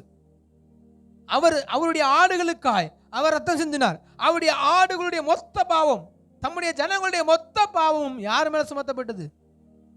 இயேசுவின் மேல. அப்போ பிதா முகத்தை திருப்பினார். அவ்வளவு பாவத்தை பார்க்காத தெய்வம் நம்மோட ஒப்புரவாயிட்டார். அந்த தெய்வத்தை நம்ம எப்படி கூப்பிடுறோம்? அப்பா, என் பிதாவே, என் தெய்வமே, என் தகப்பனே, அந்த என் தேவனுடைய கரம் என் மேல் நன்மையா இருக்கிறது. அந்த நெகேமியா சபைக்கு காண்பித்தது போல உங்களுக்கு முன்பாய் காண்பிக்கிறது. இதனால தான் எல்லா வாரம் ஊழியக்காரன் வந்துட்டு உங்க முன்னாடி நின்று தேவன் உங்களுக்கு என்ன நன்மை செஞ்சிருக்காரு தெரியுமா, தேவனுடைய ரட்சிப்பு என்ன தெரியுமா, நான் இன்னமும் சந்தோஷமாய் சபைகளுக்குள்ளே ரட்சிப்பை பத்தி பேச காரணம் தான். ஏன்னா நம்ம ரட்சிப்பின் மேன்மை அவ்வளவு பெரியது. இந்த பூமியில் ஆண்டவர்களுக்கு கார் தருவாரா, வீடு தருவாரா, பொருள் தருவாரா எனக்கு தெரியாது. தந்தாலும் நன்மைக்கே, தரலட்டா நன்மையா இல்லையா? நன்மை தானே, நன்மை தானே. சரி, நான் இப்போ சொல்கிறேனே, நீ ஒரு கவர்மெண்ட் எக்ஸாமுக்கு எழுதிக்கிட்டு இருக்கீங்க, ரொம்ப காத்திருந்து எழுதுறீங்க. இப்போ உங்களால் அந்த வேலையாளர் தந்தால் நன்மைக்கு, தரலட்டால் நன்மைக்குன்னு உங்களால் சொல்ல முடியுமா? கஷ்டம், ரைட்? ஆனால் நான் தான் சொல்கிறேன், நம்மளுடைய பார்வை இந்த பூமியில் இருக்கிற வரைக்கும் இதை நன்மைன்னு சொல்கிறது ரொம்ப கடினம். நம்முடைய பார்வை எங்கே திரும்பணும்னா கிறிஸ்துவிடத்தை திரும்பணும். என்னுடைய ஒவ்வொரு நாளும் காலில் இருந்துச்சு நம்ம எது திரும்ப யோசிக்கணும், அப்பா நான் இப்படிப்பட்ட ஆள், எனக்கு எவ்வளோ பெரிய பரலோகத்தை தாருங்க, பரலோகத்தில் தேவனோட கூட நான் அங்கே போவேன். பழைய பாடல்கள்லாம் சில பாடல் நல்லா இருக்குன்னா, அங்கே போவேன், ஆர்ப்பரிப்பேன், என் ஆண்டவரின் மகிமையை சொல்லி மகிழ்வேன், வானம் மீதிலே என் மன்னன் வருவார்னு ஒரு பாடல் ரொம்ப பிடிக்கும் எனக்கு. அவரோட கூட இருக்க போறோங்க. யுகாயுகமான காலங்களுக்கு அப்பாற்பட்ட நேரங்கள்ல நான் அவரோட இருக்க போறேன். எனக்கு எவ்வளவு பெரிய நன்மை செஞ்சிருக்கேன், ரட்சித்திருக்கிறேன். இந்த எண்ணங்கள் உண்டாகும் போது அது சும்மா கேள்வி கேட்டு போறதுக்கலாம், ஏதோ கதை சொன்னாங்க கேட்டு வந்தோம், அதுக்கு இல்லை. we have to react. அதற்கு செவி சாய்க்கணும். நெகேமியா எழுந்து கட்டுவோன்னு சொல்லும்போது ஏதோ கதை சொல்கிறாருல்ல, வாருங்கள் எழுந்து கட்டுவோன்னு சபை எழும்பணும். அல்லேலூயா, அல்லேலூயா. கிறிஸ்தவ வாழ்க்கையில் நான் உங்கள்கிட்ட என்றைக்குமே நீங்கள் அதை பண்ணுங்க இதை பண்ணுங்களாம் சொல்ல மாட்டேன். உங்களுடைய கிரியினால் அல்ல, அதாவது எப்படி ஒரு நல்ல போதைக்கு அடிமையான மனுஷன் வந்து தன்னால் கண்ட்ரோல் பண்ணி கொஞ்ச நாள் இருக்க முடியும், செல்ஃப் கண்ட்ரோலில் கொஞ்ச நாள் என்னால் கொஞ்ச நாள் இருக்க முடியும். ஆனால் ஒரு டிப்ரெஷன் வரும்போதோ ஒரு பிரச்சனை வரும்போதோ அவரால் என்ன பண்ண முடியாது. நான் நல்லா கண்ட்ரோலில் இருக்கேன், திடீர்னு வீட்டில் ஒரு மரணம் வரும்போது நான் இவ்வளோ நாள் கண்ட்ரோலில் தான் இருந்தேன், இன்றைக்கி இந்த வருத்தம் தாங்க முடியாததுனால நான் இதுக்குள்ளே மறுபடியும் போயிட்டேன். அதே போல் நீங்களும் இப்போ நிறையா அதை பண்ணுங்க அதை பண்ணுங்கன்னு சொன்னால் ஒரு நாள் போயிடுவோம். ஆனால் வசனம் நமக்கு அதுக்கு மாறானது நம்ம சொல்கிறது, தேவனிடத்தில் திரும்புங்கள். அல்லேலூயா. சகரியாவின் புஸ்தகம் 1ஆம் அதிகாரம் 3ஆம் வசனம் வாசிங்க. சகரியா 1:3.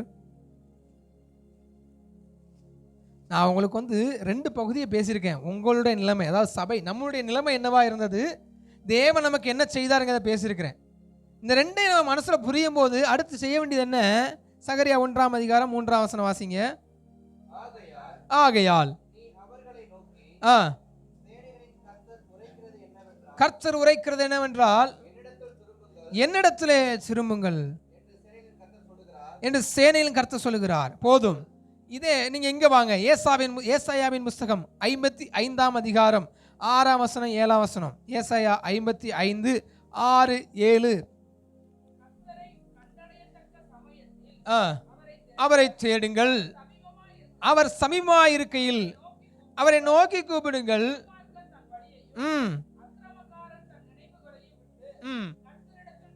கர்த்தரிடத்தில் திரும்ப கடவன்.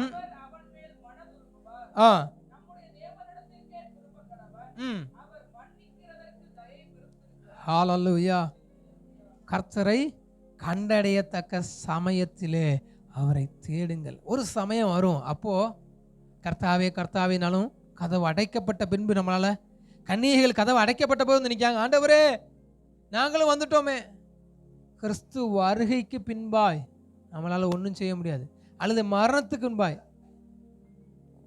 மறிச்ச பிறகு, ஆண்டவரே எங்கள் அண்ணன் இறந்துட்டாரு, எங்கள் அக்கா இறந்துருச்சு, அந்த அம்மா நிறையா பாவம் பண்ணுச்சு, இல்லை அந்த அண்ணன் நிறையா பாவம் பண்ணார், அவர் எப்படியாவது பரலோகத்தை சேர்த்துக்கொள்ளுங்கன்னு சொல்வதற்கு வாய்ப்பு இல்லை. எப்போ கண்டடைய முடியும்? இன்றைக்கே ரட்சணை நாள், இதுவே அனுக்கிரகத்தின் காலம். இந்த காலத்தில் தேவனை தேடுங்கள். தேவனை தேடுங்கள் அல்ல, தேவனமா திரும்புங்கள். ஆண்டவரே என் வாழ்க்கை எவ்வளவு பாழாய் போனது. நான் உங்கள்கிட்ட முதல்ல சொன்ன தெரியுமா, வாழ்க்கை எப்படி பாழாய் போய் இருந்துச்சு. சில நேரங்களுடைய வாழ்க்கை இன்னமும் அதே நிலைமையில் இருக்கிறது. நம்ம சொல்கிறோம் ரட்சிக்கப்பட்டுட்டேன், நான் ரட்சிக்கப்பட்டேன், தேவனோட சேர்ந்துட்டேன். ஆனால் நம்ம வாழ்க்கை எப்படி இருக்கு? இன்னமும் ரட்சிக்கப்படுவதற்கு முன்பாய் எது இருந்துச்சோ, அன்னைக்கு எனக்கும் தேவனுக்கு என்ன உறவு இருந்துச்சோ, அன்னைக்கு எப்படி நான் தேவனை பார்த்தனோ, எனக்கு ஒரு அற்புதம் செய்கிறவராக, ஒரு டாக்டரா, சரி நோயை குணமாக்க டாக்டர் இருக்கார், கடனை மாற்றதுக்கு ஃபினான்ஷியல் அட்வைசர்ஸ் இருக்காங்க. நம்ம இப்படி மட்டும் தேவனை பார்க்கறதுக்கு, உங்களுக்கு நோயை குணமாக்கிறதுக்கு, கடனை மாற்றுறதுக்கு ஒரு மனுஷன் வந்து சாக வேண்டிய அவசியம் இல்லையே. எனக்கு நோயை குணமாக்கிறதுக்கு ஒரு டாக்டர் அனுப்புனா போதாதா? என் கடனை மாற்றுறதுக்கு ஒரு ஃபினான்ஷியல் அட்வைசரை அனுப்புனா போதாதா? இல்லை ஒரு அம்பானி அனுப்பி எனக்கு கொஞ்சம் காசு கொடுத்தா போதாதா? அவர் எனக்காய் மரித்தார், உங்களுக்காய் மரித்தார். ஏன்? பாவத்தை விட்டு உங்களை நீக்கும்படி. அப்போ நான் தேவன் மேல கட்டப்படணும், அதற்கென்று அவர் ஜீவனை கொடுத்தார். இங்க 2 இடத்துல சொல்ல, நீங்க கர்த்தரிடத்துல திரும்புங்கள், கர்த்தரிடத்துல வாருங்கள். இன்னும் ஒரு வசனத்தை வாசிங்க. யோவான் 6ஆம் அதிகாரம். கர்த்தர் நல்லவர். யோவான் 6ஆம் அதிகாரத்தில் ஸ்தோத்திரம்,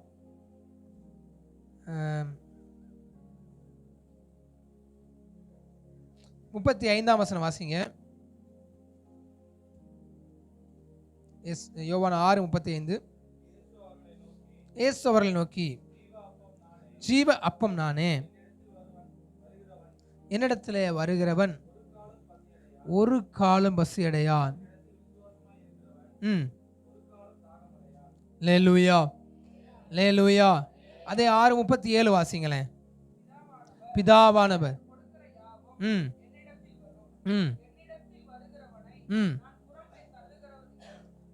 நம்ம எங்க பார்க்கணும்னா, இப்போ ரட்சிக்கப்பட்ட நாம், அல்லது நான் தேவனை கண்டடைன், தேவனை தேடி வந்திருக்கேன்னு சொல்ற நம்ம எங்க அவரை எப்படி பார்க்கணும்னா, எனக்கு ஜீவனுள்ள அப்பமாய் நான் தேவனை பார்க்கணும். எனக்கு ஜீவனை கொடுக்குற வசனம் இப்படி இருக்குது. யோவான் 1ஆம் அதிகாரத்தை சொல்லும்போது வசனம் எப்படி இருக்கும்? அந்த வார்த்தை ஒளியானது, அந்த ஒளி மனுஷருக்குள்ளே ஜீவனாய் மாறினது. இந்த வசனம் பாருங்க, எத்தனை ஜனங்களுக்கு அறிவிக்கப்பட்டது. சுவிசேஷம் உங்களுக்கு அறிவிக்கப்பட்ட போது உங்கள் பக்கத்து வீட்டுக்காரனுக்கு அறிவிக்கப்பட்டுச்சா இல்லையா? உங்கள் கூட பிறந்தவர்களுக்கு அறிவிக்கப்பட்டுச்சா இல்லையா? உங்கள் நண்பர்களுக்கு அறிவிக்கப்பட்டுச்சா இல்லையா? ஆனால் நீங்கள் மட்டும் எப்படி ரட்சிக்கப்பட்டீங்க? நீங்கள் மட்டும் எப்படி தேவனை சொந்தமாக ஏற்றுக்கொண்டீங்க? எப்படி? அது உங்களுக்குள்ளே ஜீவனாய் மாறினது. உங்களை அவர் தெரிந்து கொண்டிருந்த வசனம் சொல்லுங்க, பிதாவானவர் எனக்கு கொடுக்கிற யாவும் இடத்துல வரும். பிதாவானவர் உங்களை தெரிந்து கொண்டிருந்தபடியால், பிதா உங்களை முன்னாடி உலக தோற்றம் முன்னே உங்களை தெரிந்து கொண்டபடியால், இந்த நபர் எனக்கு வேணும், இந்த நபர் எனக்கு வேணும் அவர் தெரிந்து கொண்டிருந்தபடியால், அந்த சுவிசேஷ வசனம் உங்களிடத்தில் வந்தபோது அதற்கு கீழ்ப்படியத்தக்க இருதயத்தை நமக்கு தந்தார். ஹல்லேலூயா. சுவிசேஷத்துக்கு கீழ்ப்படியத்தக்க இருதயம். வசனம் சொல்லுது, சிலுவையை பற்றின உபதேசம் கெட்டு போகிறவர்களுக்கு பைத்தியம், ரட்சிக்கப்படுகிற நமக்கோ அது தேவ பலனா இருந்தது. அப்போ கம் டு கிரைஸ்ட், தேவனிடத்துல வரும்போது அது எனக்கு எவ்வளவு பெரிய சுவிசேஷம், எப்படி வெளிச்சமாய் மாறினது. இவ்வளவு நன்மைகளை செய்திருக்கிறாரே. இதான் சொன்னேன், தேவன் நமக்கு இவ்வளவாய் அவருடைய கரம். அந்த வசனம் எப்படி இருந்துச்சு நமக்கு? இந்த நெகேமியா சொல்லும்போது, தேவனுடைய கரம் என்மேல் நன்மையாய் இருக்கிறது. நிறைய நேரம் இப்படி யோசித்து பாருங்க, உங்கள் குடும்பத்தில் எத்தனை பேர் ரட்சிக்கப்படாமல் இருக்காங்க? ஆனால் உங்களை மட்டும் ரட்சித்தாரே. ஏன் அவங்கள விட நீங்கள் நல்லவங்கண்ணா, இல்லை அவங்களோட நீங்கள் பெரிய ஆள்னா? நிறைய நேரத்தில் நம்ம தேவனுடைய கரத்தை மாற்றி அண்டர்ஸ்டாண்ட் பண்ணிக்கிறோம். தேவன் என் கூட இருந்தால் எனக்கு பூமியில் எல்லாம் நன்மையாக நடக்கும்னு நினைக்கிறோம். ரைட்டா? தேவனை நேசித்தா நான் எதெல்லாம் கை வைக்கிறனோ அதெல்லாம் ஆசீர்வாதமாக இருக்கும். வசனம் சொல்லுகிறது, ரோமர் 9ஆம் அதிகாரத்தில் மல்கியா புஸ்தகத்தை இப்படி சொல்லுது, யாக்கோபை நேசித்தேன், ஏசாவை வெறுத்தேன். எப்படி? யாரை நேசித்தாரா? யாரை வெறுத்தாரா? ஏசாவை வெறுத்தேன். யாக்கோபு 20 வருஷம் தான் மாமனால் ஏமாற்றப்பட்டான். மாமன் எத்தனை வருஷம் ஏமாத்தின யாக்கோப? 20 வருஷம். சொன்னா 10 தடவை சம்பளத்தை மாத்தினீர். யாரு? தேவன் நேசித்த மனுஷன் எங்க ஏமாந்து கிடக்கிறான். தேவன் ஒருத்தனை வெறுத்தார்ல, அவன் நிலைமை எப்படி இருந்துச்சு? யாக்கோபு வந்து பரிசுகள்லாம் அனுப்பிவிடுறான். அவன் சொல்றான், என் சகோதரனே இவையெல்லாம் எனக்கு என்னத்திற்கு? அப்ப இதெல்லாம் எனக்கு எதுக்கு? இதை விட நான் பெருசா இருக்கேன். அப்ப நம்முடைய கருத்துக்கள் மாறுதில்லை. தேவன் ஒருத்தனை நம்ம நிறைய நேரங்களில் மற்றவங்களை அப்படி தான் ஜட்ஜ் பண்ணுறோம். ஒரு சிலருடைய வாழ்க்கையில் நிறைய தீமைகள் வந்தால், பூமியின் பார்வையில் நஷ்டங்கள் வந்தால், நான் தீமைன்னு கூட சொல்ல மாட்டேன், நஷ்டம் சொல்கிறேன். பூமியில் சில நஷ்டங்கள் வரும்போது, பிள்ளைங்களுக்கு உடம்பு சரியில்லை, திடீர்னு குடும்பத்தில் சில மரணங்கள், திடீர்னு சில நஷ்டத்தின் பாதை, நம்ம என்ன சொல்கிறோம்? ஏதோ சரியில்லை, தேவனை விட்டு தூரம் போயிட்டாங்க, தேவன் உங்க மேலே வருத்தமாக இருக்கிறார், ஏதோ கட்டு வந்திருக்கு, ஏதோ பிசாசு. ஆனால் தேவன் வெறுத்தேன்னு சொல்றவன்,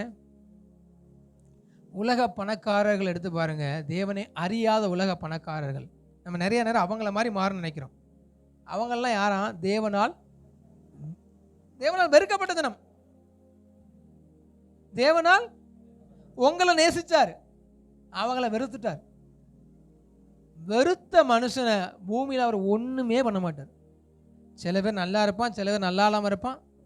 ஆனால் நேசிக்கிறத சிச்சித்து நான் அடிக்கடி சொல்கிற ஒரு வார்த்தை தான், தேவனுக்கு ஆமோஸ்ங்கிற சரீரத்தை காட்டிலும் ஆமோஸ்ங்கிற ஆத்மா விளையேற பெற்றது. இந்த ஆத்மாக்காண்ட ரத்தத்தை கொடுத்துட்டார், இந்த ஆத்மாவை மீட்டு கொண்டார். இந்த ஆத்மா பரலோகத்தில் சேர்க்கறதுக்காண்டி சில நேரம் இந்த சரீரம் ரொம்ப மிஞ்சி போகுதுன்னு வச்சுக்கோங்களேன், கையை உடைக்கிறதுக்கும் ரெடியாக இருப்பார். இன்னும் ரொம்ப மிஞ்சி போகுதுன்னா காலை உடைக்கிறதுக்கு ரெடியாக இருப்பார். இன்னும் ரொம்ப மிஞ்சி போகுதுன்னா குடும்பத்தில் சில அடிகளை கொடுக்கறதுக்கும் ரெடியாக இருப்பார். அடிச்சு என்னிடத்துல திரும்ப. ஹல்லேலூயா. ஒரு வசனம் எனக்கு எரேமியா நினைக்கிறேன், எரேமியா 31 ஒரு வசனம் உண்டு. ஸ்தோத்திரம். அது நிறைய வசனங்கள் நம்ம பிரசங்கத்துக்குன்னு எடுக்காத வசனங்கள், டக்கு டக்குன்னு ஆண்டவர் பேசுறதுனால அங்கங்கே படித்த வசனங்கள் டக்குன்னு வருகிறது.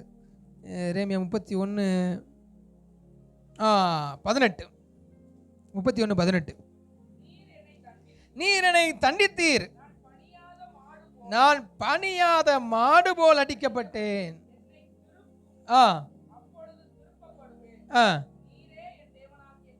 எரேமியா நமக்குன்னே இந்த வசனம் எழுதியிருக்கார். அவர் நம்மை தண்டித்தாரா, நம்ம எப்படி இருந்தோமா? பாஸ்டர்களை பார்த்து மாடு மாதிரி இருக்காங்கன்னு சொன்னா நம்ம கோவம் வருமா வராதா? இங்க ஆண்டவர் பைபிள்ல எழுதிருக்காரு, நம்ம எப்படி இருக்கோமா? பணியாத மாடு. நம்ம பாஸ்டர் எருவ மாடு மாதிரி. எருவ மாடுக்கு எத்தனை ஹார்ன் அடிச்சாலும் விலகாது, அப்படியே தான் நிற்கும். நீ பாட்டு ஹார்ன் அடி, அங்கே தான் நிற்பேன் நிற்கும். நம்ம எப்படி இருந்தோமா? அவர் என்னை எதுக்காக தண்டித்தாராப்னா, என்னை திருப்பும்படியாக தண்டித்தாரான். பா நீ திரும்பிரு, நீ போகிற வழி சரி கிடையாது. பிள்ளையாம எதுக்கு தடுத்தார்? பிள்ளையாமுக்கு முன்னாடி பட்டயம் எதுக்கு வந்தது? நீ போகிற வழி சரி கிடையாது, நீ போகிற வழி சரி. அப்போது நம்ம பிள்ளையாம கூட விட்டுட்டார். பிள்ளையாம விட்டு வசனம் பேதுரு வசனம் சொல்லுது, பிள்ளையாம் தலை வெட்டப்பட்டு செத்து போனான்னு வசனம் சொல்லுது.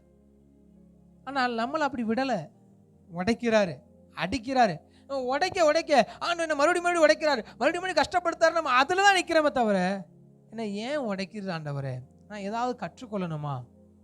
நான் என்னைக்கு ஏதாவது கற்றுக்கொள்ளணுமா? நான் உம்மிடத்தில் திருப்புங்க ஆண்டவரே, நான் திரும்புகிறேன் அப்படிங்கிற எண்ணம் நமக்குள்ளே வருகிறதா? கட்டப்படுகிற சபைக்குள்ளே ரியாக்ஷன் வரணும். நெகேமியா சொல்கிறான், ஏடா அலங்கத்தை கட்டுவோன்னு இந்த விஷயங்களை விலைக்கு சொல்லும்போது சபை சொல்லுது, வாருங்கள் எழுந்து கட்டுவோம். அப்போ அந்த நிலைமை உங்களுக்கு எப்படி வரணும்? ஆண்டவரே எங்களை பக்கமாக திருப்பும். உண்மை தானே? உலகத்துக்காக நம்ம ஓனது உண்மை தானே? எத்தனை மணி நேரம் ஜெபம் பண்ணியிருக்கிறோம், எவ்வளவு மணி நேரம் உபவாசம் இருந்திருக்கோம், எத்தனை நாள் உபவாசம் இருந்திருக்கும் அந்த பூமியுடைய காரியத்துக்காக. என் வீடு கட்டப்படணும், இந்த ஊரில் ஒரு வீடை கட்டணும். வசனம் சொல்லுது நீ பரதேசின்னு சொல்லுது. யார் பரதேசி? பரதேசிங்கிற டைம் நம்ம யாரை பார்த்து சொல்லுவோம்? ஒன்றும் வீடு இல்லாதவங்க. ஆக்சுவல் தமிழ் பரதேசிக்கு இருந்த அர்த்தம் இந்த அங்கங்கே கூடாரம் போட்டு போகிறாங்களா, அவர்களாம் பரதேசி. பரதேசி மாதிரி ஊராக போயிட்டு இருப்பான் அப்படிங்கிற வார்த்தை உண்டு. வசனம் என்ன சொல்லுதான்?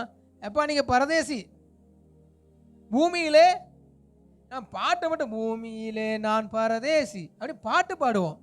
ஆனால் நமக்கு எண்ணங்கள் என்னவா இருக்குது? இந்த பூமியில் நான் ஒரு வீடை கட்டணும், பூமியில் பிள்ளைகளுக்கு நான் சொத்து சேர்க்கணும்.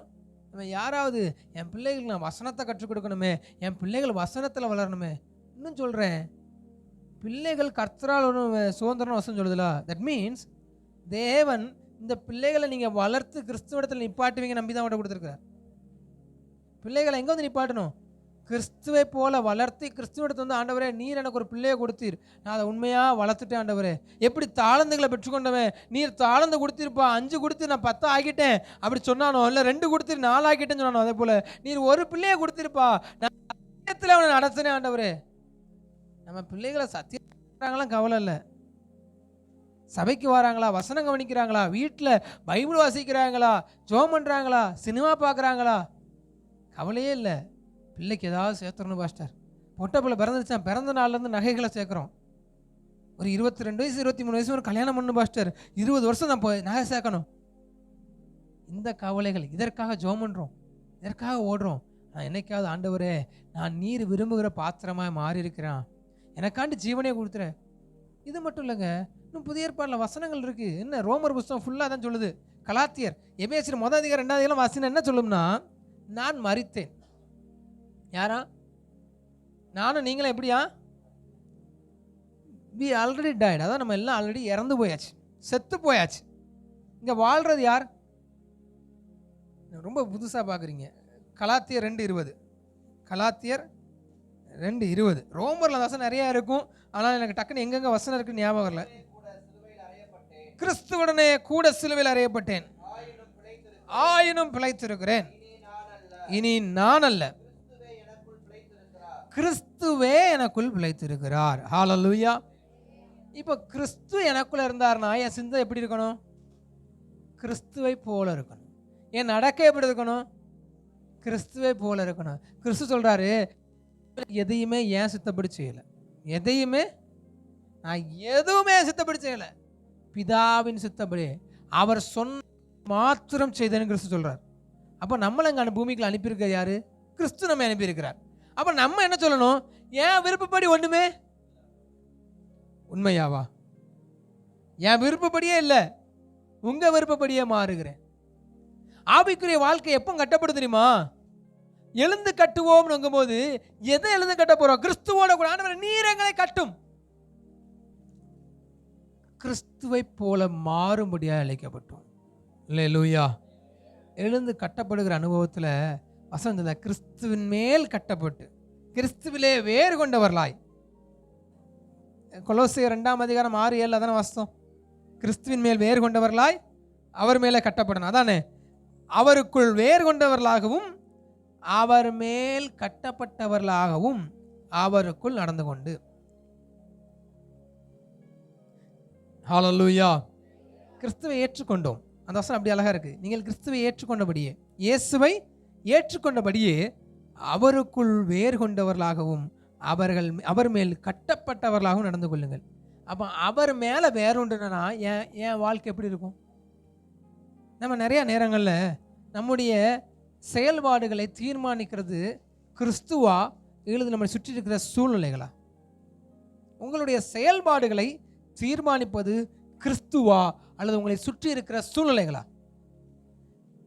பாஸ்டர் கெட்டவையே பேச மாட்டேன் பாஸ்டர், ஆனால் ரொம்ப பேசிட்டான், என்னால் இருக்க முடியல, நான் கெட்டவே பேசிட்டேன்.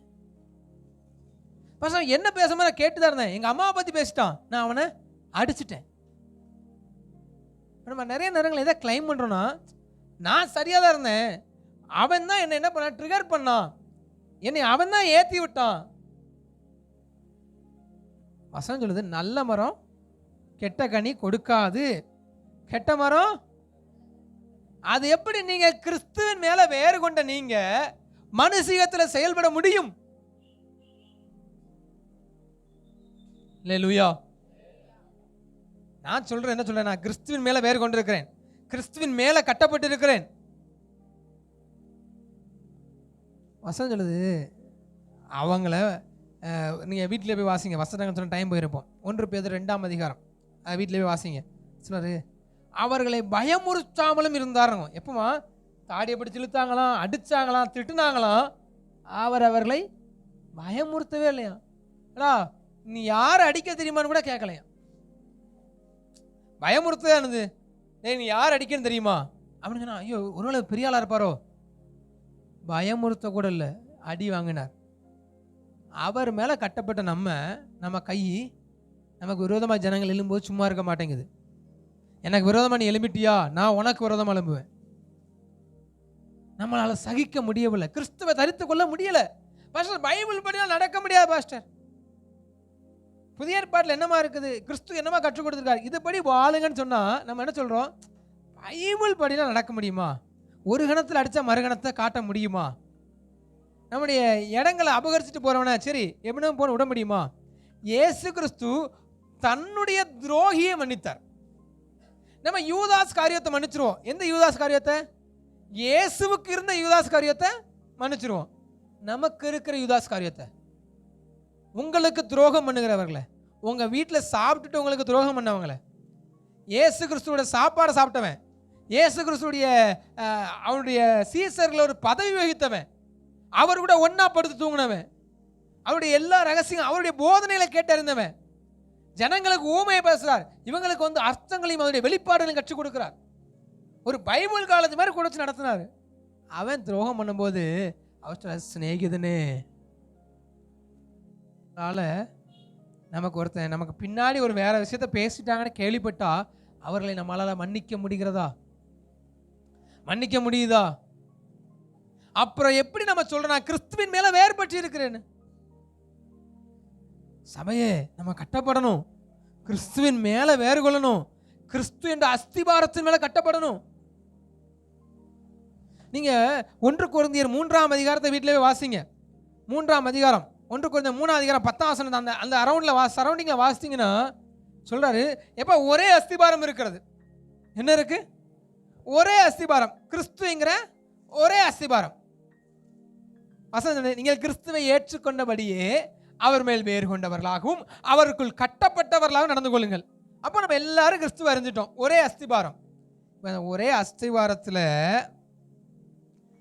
பவுல் சொல்ற 10 எனக்கு அளிக்கப்பட்ட தேவ கிருபையின்படி புத்தியுள்ள சிற்பாசாரியை போல அஸ்திபாரம் பட்டேன், வேறொருவன் அதன் மேல் கட்டுகிறான், அவன் தான் அதன் மேல் இன்ன விதமாய் கட்டுகிறான் என்று பார்க்க கடவன்.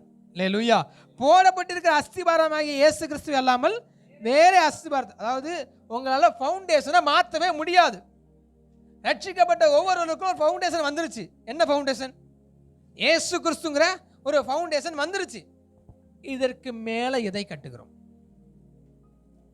நான் என் விசுவாசம், என் தேவனோடு உள்ள சிந்தை, கிறிஸ்துவை போல மாறுகிற வாழ்க்கை, இப்படி தேவனோடு கட்டப்படுகிறேன்னா இந்த பூமி என் பிள்ளைக்கு சொத்து வேணும், எனக்கு அது வேணும், நான் நல்லா இருக்கணும், என் பக்கத்து வீட்டுக்காரன் தேவன் அறியாதவன் நல்லா இருக்கிறான், வீடு வச்சுருக்கிறான், கார் வச்சுருக்கான், எனக்கு அதே மாதிரி வீடு வேணும், எனக்கு காரு வேணும். வசனம் ஒருத்தன் தங்கம், விலை உயர்ந்த கல், வெள்ளி இப்படி கட்டிட்டு போனானா, ஒருத்தன் மண், வைக்கோல், மரம் வச்சு கட்டினானா. எதை வச்சு கட்டினா அண்ணே? நம்ம ரட்சிக்கப்பட்டுட்டோம், எப்படி வாழ்ந்தான் அண்ணே? அது பைபிளில் சொல்கிற மாதிரிலாம் பாஸ்டரால மட்டும்தான் வாழ முடியும். நம்ம விசுவாசி தானே, நம்ம விசுவாசி தானே. பரலோகம் போகும்போது அக்கினியில் டெஸ்ட் பண்ணுவாராம். அக்கினியானது இப்போ பரலோக ஆசனது, ஒருவன் கட்டினது வெந்து போனால் அவன் நஷ்டமடைவான், அவனோ ரட்சிக்கப்படுவான். அதுவும் அக்கினியில் அகப்பட்டு தப்பினது போல் இருக்கும். ஒரு கம்பை தீ எரிச்சிட்டு, நம்ம விறகடுப்பு இருக்குல்ல, நிறைய வீட்டில் அடுப்பை ஆஃப் பண்ண பண்ணுவாங்கன்னா அந்த கம்பை வெளியே எடுத்து போட்டு அதை தண்ணி ஊற்றி விட்ருவாங்க. ரைட்டு தானே? நீங்கள் விறகடுப்பு யூஸ் பண்ணிருப்பீங்களே, அந்த விறகையும் ஒரு புது விறகையும் ஒன்றாச்சு அப்படி இருக்கும். இதில் பாதி கருப்பாக கரிஞ்சு போயிருக்கும். பாத்திரம் தெரியும் இது எங்கே இருக்குது, தீயில வச்சுட்டு எடுத்த அடுப்பு விறகு. இது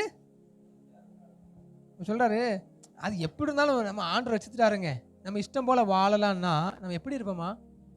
அக்கினியிலிருந்து தப்பின கொல்லி. அதுவும் நீங்கள் உண்மையாய் தேவனால் ரட்சிக்கப்பட்டிருந்தால், இல்லைன்னா அங்கே அதிகாரமே இல்லைன்னா ஒன்றும் பண்ண முடியாது. உலகத்துக்காக தேவனை தேடுகிறவர்கள் அஸ்திபாரம் இல்லாதவர்களும் கூட. நான் ரட்சிக்கப்பட்டிருக்கேனா இல்லையான்னு உங்களுக்கு சொல்ல முடியாது. நீங்கள் ரட்சிக்கப்பட்டிருக்கீங்களா இல்லையான்னு என்னால் சொல்ல முடியாது. அது தேவனுக்கும் உங்களுக்குமே தெரியும். நீங்கள் உண்மையிலேயே ரட்சிக்கப்பட்டிருக்கீங்களா? உண்மையிலேயே உங்களுக்கு தேவன் மேலே அன்பு இருக்குதா? உண்மையிலேயே தேவனை தேடணுங்கிற எண்ணம் இருக்குதா? எதற்காக உபவாசம் இருக்கிறீங்க?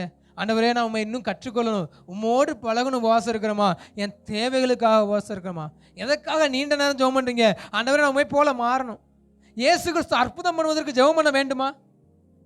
நான் முடிச்சிடுறேன், சீக்கிரமாக முடிக்கிறேன். இயேசு கிறிஸ்து அற்புதம் பண்ணுறதுக்கு ஜெபம் பண்ணணுமா? ஒரு வியாதியை குணமாக்கிறதுக்கு இயேசு கிறிஸ்து ஜெபம் பண்ணணுமா? மரித்தவன் எழுப்புக்கு ஜெபம் பண்ணணுமா? இயேசு கிறிஸ்து ஜெபிக்க வேண்டிய வேலை இல்லை. அவர் கடவுளாக இருந்தார். அவர் தான் உலகத்தை படைச்சவர். சொல்ல வார்த்தையானது தேவனாக இருந்தது. நான் தேவன் கூடவே இருந்தேன்ப்பா. எதுக்கு ஜெபம் பண்ணார்? பிதாவோட கூட இருக்க. அல்லேலூயா. பிதாவோட கூட இருக்க, அவரோடு நேரம் செலவிட. சீசர்களை எதற்கு அழைத்தார்? தம்மோடு இருக்கவும். அதுக்கப்புறம் பிரசங்கம், அதுக்கப்புறம் அற்புதம். முதல்ல எதுக்கு? உங்களை என்னை எதற்கு அழைத்தார்? கிறிஸ்துவோடு இருப்பதற்கு. என்னிடத்திலே கற்றுக்கொள்ளுங்கள். கிறிஸ்துவோட கூட இருந்து அவரிடத்திலே கற்றுக்கொண்டு அவர் மேலே கட்டப்படுவதற்கு. அவர் விரும்புகிற பாத்திரமாய். சிம்பிளா சொல்லணும்னா, எதற்கு உங்களை அழைத்தார்? கிறிஸ்தவ வாழ்க்கை எதற்குன்னு சிம்பிளா சொல்லணும்னா, இந்த பூமிக்குரியவர்களுக்கு அல்ல. பூமிக்குரியவர்களுக்கு. எனக்கு இப்போ தேவ கிருபையில் கல்யாணம் ஆயிடுச்சு. நான் கல்யாணம் ஆகல்ட்டு அந்த ஸ்டேட்மெண்ட் சொல்லியிருப்பேன். எனக்கு கல்யாணம் ஆகுமா ஆகாதானே தெரியாது. ஆனால் நன்மைக்கு ஆகல்ட்ட நன்மைக்குங்கிறத நான் அடிக்கடி சொல்கிறது உண்டு. இப்போ திருமணம் ஆயிடுச்சு, தேவ கிருபை, அவருடைய சித்தம். நான் என்ன சொல்கிறேன்னா, இந்த பூமியில் எனக்கு திருமணம் ஆகுமா ஆகாதான்னு தெரியாது. குழந்தைகள் இருக்குமா இருக்காதான்னு தெரியாது. ஒருத்தன் தேவன்கிட்ட வாரான், எனக்கு என்ன கிடைக்கும்னு சொன்னோம்னா கேட்டால், என்னால் கண்டிப்பாக உங்களுக்கு கல்யாணம் ஆகும்னு சொல்ல முடியாது. எனக்கு அந்த கேரண்டி ஆண்டவர் கொடுக்கல. கண்டிப்பாக உங்களுக்கு பிள்ளை பிறகுனால சொல்ல முடியாது. கண்டிப்பாக நீங்கள் வீடு கட்டுவீங்கனால சொல்ல முடியாது. கண்டிப்பாக உங்கள் கடன் மாறும்னு, கடனை மாற்றதுக்கு வழி செஞ்சு தான் ஆகணும். அது கண்டிப்பாக உங்களுக்கு சொல்கிறேன். உங்களுக்குள்ள கடன் இருக்குமானால் உங்களுடைய செலவுகளை குறைத்து கடன்களை விட்டு வெளியே வரப்பாங்க. கடன் வாங்கினவன் கடன் கொடுத்தவனுக்கு அடிமைன்னு வசனம் சொல்லுது. அதனால் நான் ரெக்கமெண்ட் யூ, இஎம்ஐயோ கடனோ அதுக்குள்ளே தயவு செஞ்சு போகாதீங்க. மற்ற காரியங்களுக்கு வருவோம். இந்த பூமியில் உங்களால் வீடு வாங்க முடியுமா, கார் வாங்க முடியுமா சொல்ல தெரியாது. ஆனால் கிறிஸ்துவை ஏற்றுக்கொள்வதனால் அல்லது கிறிஸ்துவ உங்களுடைய வாழ்க்கையில் வருவதனால் உங்கள் வாழ்க்கை மாறும். எப்படி மாறும் தெரியுமா? கிறிஸ்துவை போல மாறும். உங்களுக்கு விரோதமாக பேசுகிறோம், எல்லாம் பேசிட்டு கிடைச்சிடுவான். என்னதான் இருந்தாலும் அந்த சர்ச்சுக்கு போன என் வாழ்க்கை மாறுச்சியா. நம்ம எவ்வளோ சண்டை போட்டாலும் அந்த மனுஷன் இல்லை, அந்த அக்கா இல்லை, அந்த சகோதரி இப்போ நம்மகிட்ட திரும்பி சண்டைக்கு வர்றதில்லை. ஏங்க நம்ம பழைய மனுஷன் அப்படி தானே இருந்தான், கோவப்பட்டாங்க. பழைய மனுஷன் தெருக்கல்ல சண்டை போட்டாங்க, சின்ன சின்ன ஒரு அடி நிலத்துக்காக சண்டை போட்டாங்க. பழைய மனுஷன் என்ன பண்ணா? எல்லா பூமிக்குரிய காரியங்களுக்காக யுத்தம் பண்ணிக்கிட்டு இருந்தாங்க. புதிய மனுஷன் இந்த பூமி முக்கியமே இல்லை. ஒன்று தெரியுமா? நான் கிறிஸ்துவால மீட்கப்பட்டேன், இப்போ நான் மரிச்சிட்டேன். நமக்கு இந்த எண்ணம் இருக்கும், நான் செத்து போயிட்டேன். இப்போ வாழ்றது யார்? கிறிஸ்து எனக்குள்ள வாழ்கிறார். கிறிஸ்து எனக்குள்ள வாழும்போது எனக்கு சூடு சொரணை எல்லாம் இருக்கணுமா?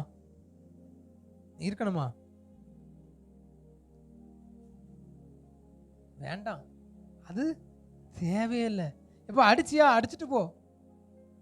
நம்ம இப்போ எப்படி தெரியுமா சூடு சொரணை இல்லாம, நம்ம இப்போ சூடு சொரணை இல்லாமல் இருக்கோம் சில நேரம். எப்படி தெரியுமா? தேவனுக்கு வசனம் சொல்லுது, நீர் என்னை தண்டித்தீர், நான் பணியாத மாடு போல் இருந்தேன்.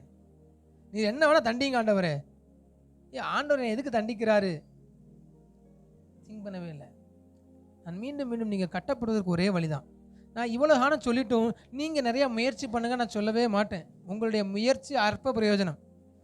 நீங்கள் எப்போ ஆண்டவர் நான் இனிமேல் இன்னையிலேருந்து மாற போகிறேன், என்னை ஒருத்தன் அடித்தா அவனை மன்னிச்சிருவேன், எல்லாம் உங்கள் முயற்சி அற்ப பிரயோஜனம்.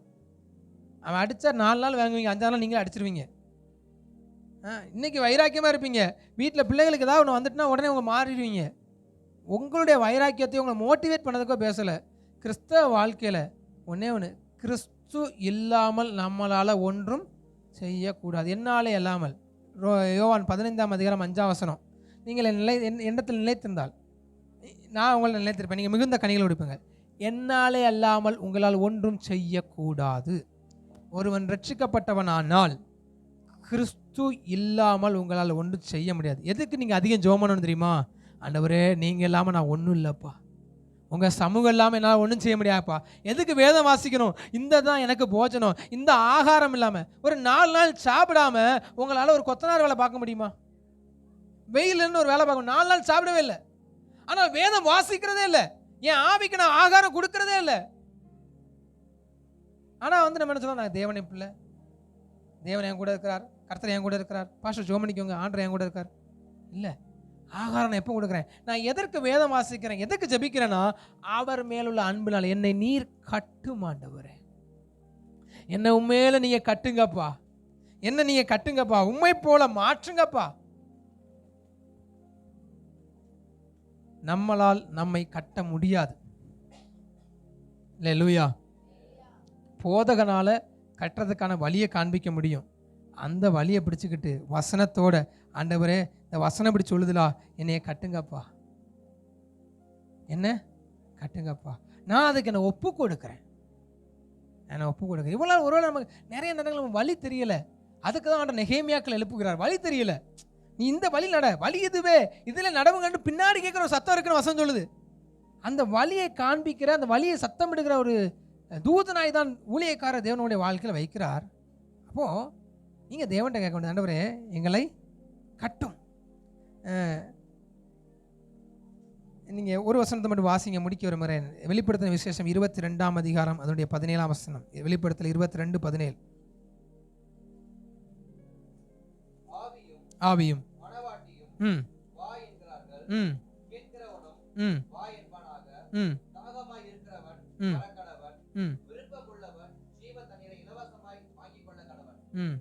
தாகமாயிருக்கிறவன் வரக்கடவன். தேவன் ஒன்னே ஒன்று தான் கூப்பிடுறார். நீ அதை செய் இதை செய்யலாம் இல்லை, நீ என்னிடத்துல வா, என்னிடத்தில் கற்றுக்கொள், என்னிடத்திலே போஜனம் பண்ணு. தேவன் நம்மை கிறிஸ்துவிடத்துக்கு அழைக்கிறார். நம்முடைய ஜெபங்கள், நம்முடைய வேத வசனங்கள் அவர்கிட்ட, ஆண்டவரே உண்மை போல மாறணும், உம்மிடத்தில் நெருங்கணும். அதை நம்ம வாசித்தோம்ல. நீங்கள் முன்னாடி எப்படி இருந்தீங்க? எபேசியர் 2ஆம் அதிகாரம் 12-13 வாசித்தோம்ல. நீங்கள் முன்னாடி எப்படிலாம் இருந்தீங்கன்னு சொல்கிறாரு. நீ தேவனற்றவனாக இருந்த, நம்பிக்கையற்றவனாக இருந்த, காணியாட்சிக்கு புறம்பாக இருந்த, வாக்குத்தத்தத்துக்கு அந்நியனாக இருந்த, இப்பொழுதோ கிறிஸ்துவின் மூலமாய் தேவனுக்கு உங்களை சமீபமாய் மாற்றினார். ஐ வாஸ் அவுட் சைடு, நான் என்னை இப்போ உள்ளே கொண்டு வந்துட்டார். நான் வெளியே இருந்தேன், என்னை உள்ளே கொண்டு வந்துட்டார். ஆண்டவரை இன்னும் உண்மை போல மாற்றும், உண்மையில என்னை கட்டும். நீங்கள் எழுந்து கட்டப்படணும், சபை கட்டப்படணும். எங்கே? கிறிஸ்துவின் மேலே. கொலோசியர் புஸ்தகம் 2ஆம் அதிகாரம் 6ஆம் வசனம் வாசனல, நீங்கள் இயேசுவை ஏற்றுக்கொண்டபடியே அவர் மேல் வேறு கொண்டவர்களாகவும் அவர் மேல் கட்டப்படுகிறவர்களாகவும் நடந்து கொள்ளுங்கள். அவருக்குள் நடந்து கொள்ளுங்கள். இதற்கென்றே அழைக்கப்பட்டோம். மறுபடியும் சொல்கிறேன், உங்களை ஆசீர்வதிக்கும் நினச்சா ஆசீர்வதிப்பார். எல்லாருக்கும் ஒரு ஆசீர்வாதம் இருக்குது, பரலோக ஆசீர்வாதம். நித்திய ஜீவனை அளிப்பேன் என்பதே அவர் நமக்கு தந்த வாக்குத்தத்தம். அது நிறைவேறும், நம்ம கொண்டு போயிடுறார். பூமியில் சிலரும் உங்கள் கையில் பணம் கொடுக்குறாரா, அது ஊழியத்துக்கானது. உங்கள் கீழே திறமையை கொடுக்குறா, ஊழியத்துக்கானது. எல்லாம் அவருடைய ஊழியத்துக்கானது.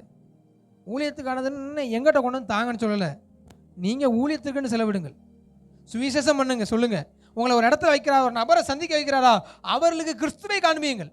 உங்கள் வாழ்க்கையின் முறைமையில் கிறிஸ்துவை காண்பிங்க.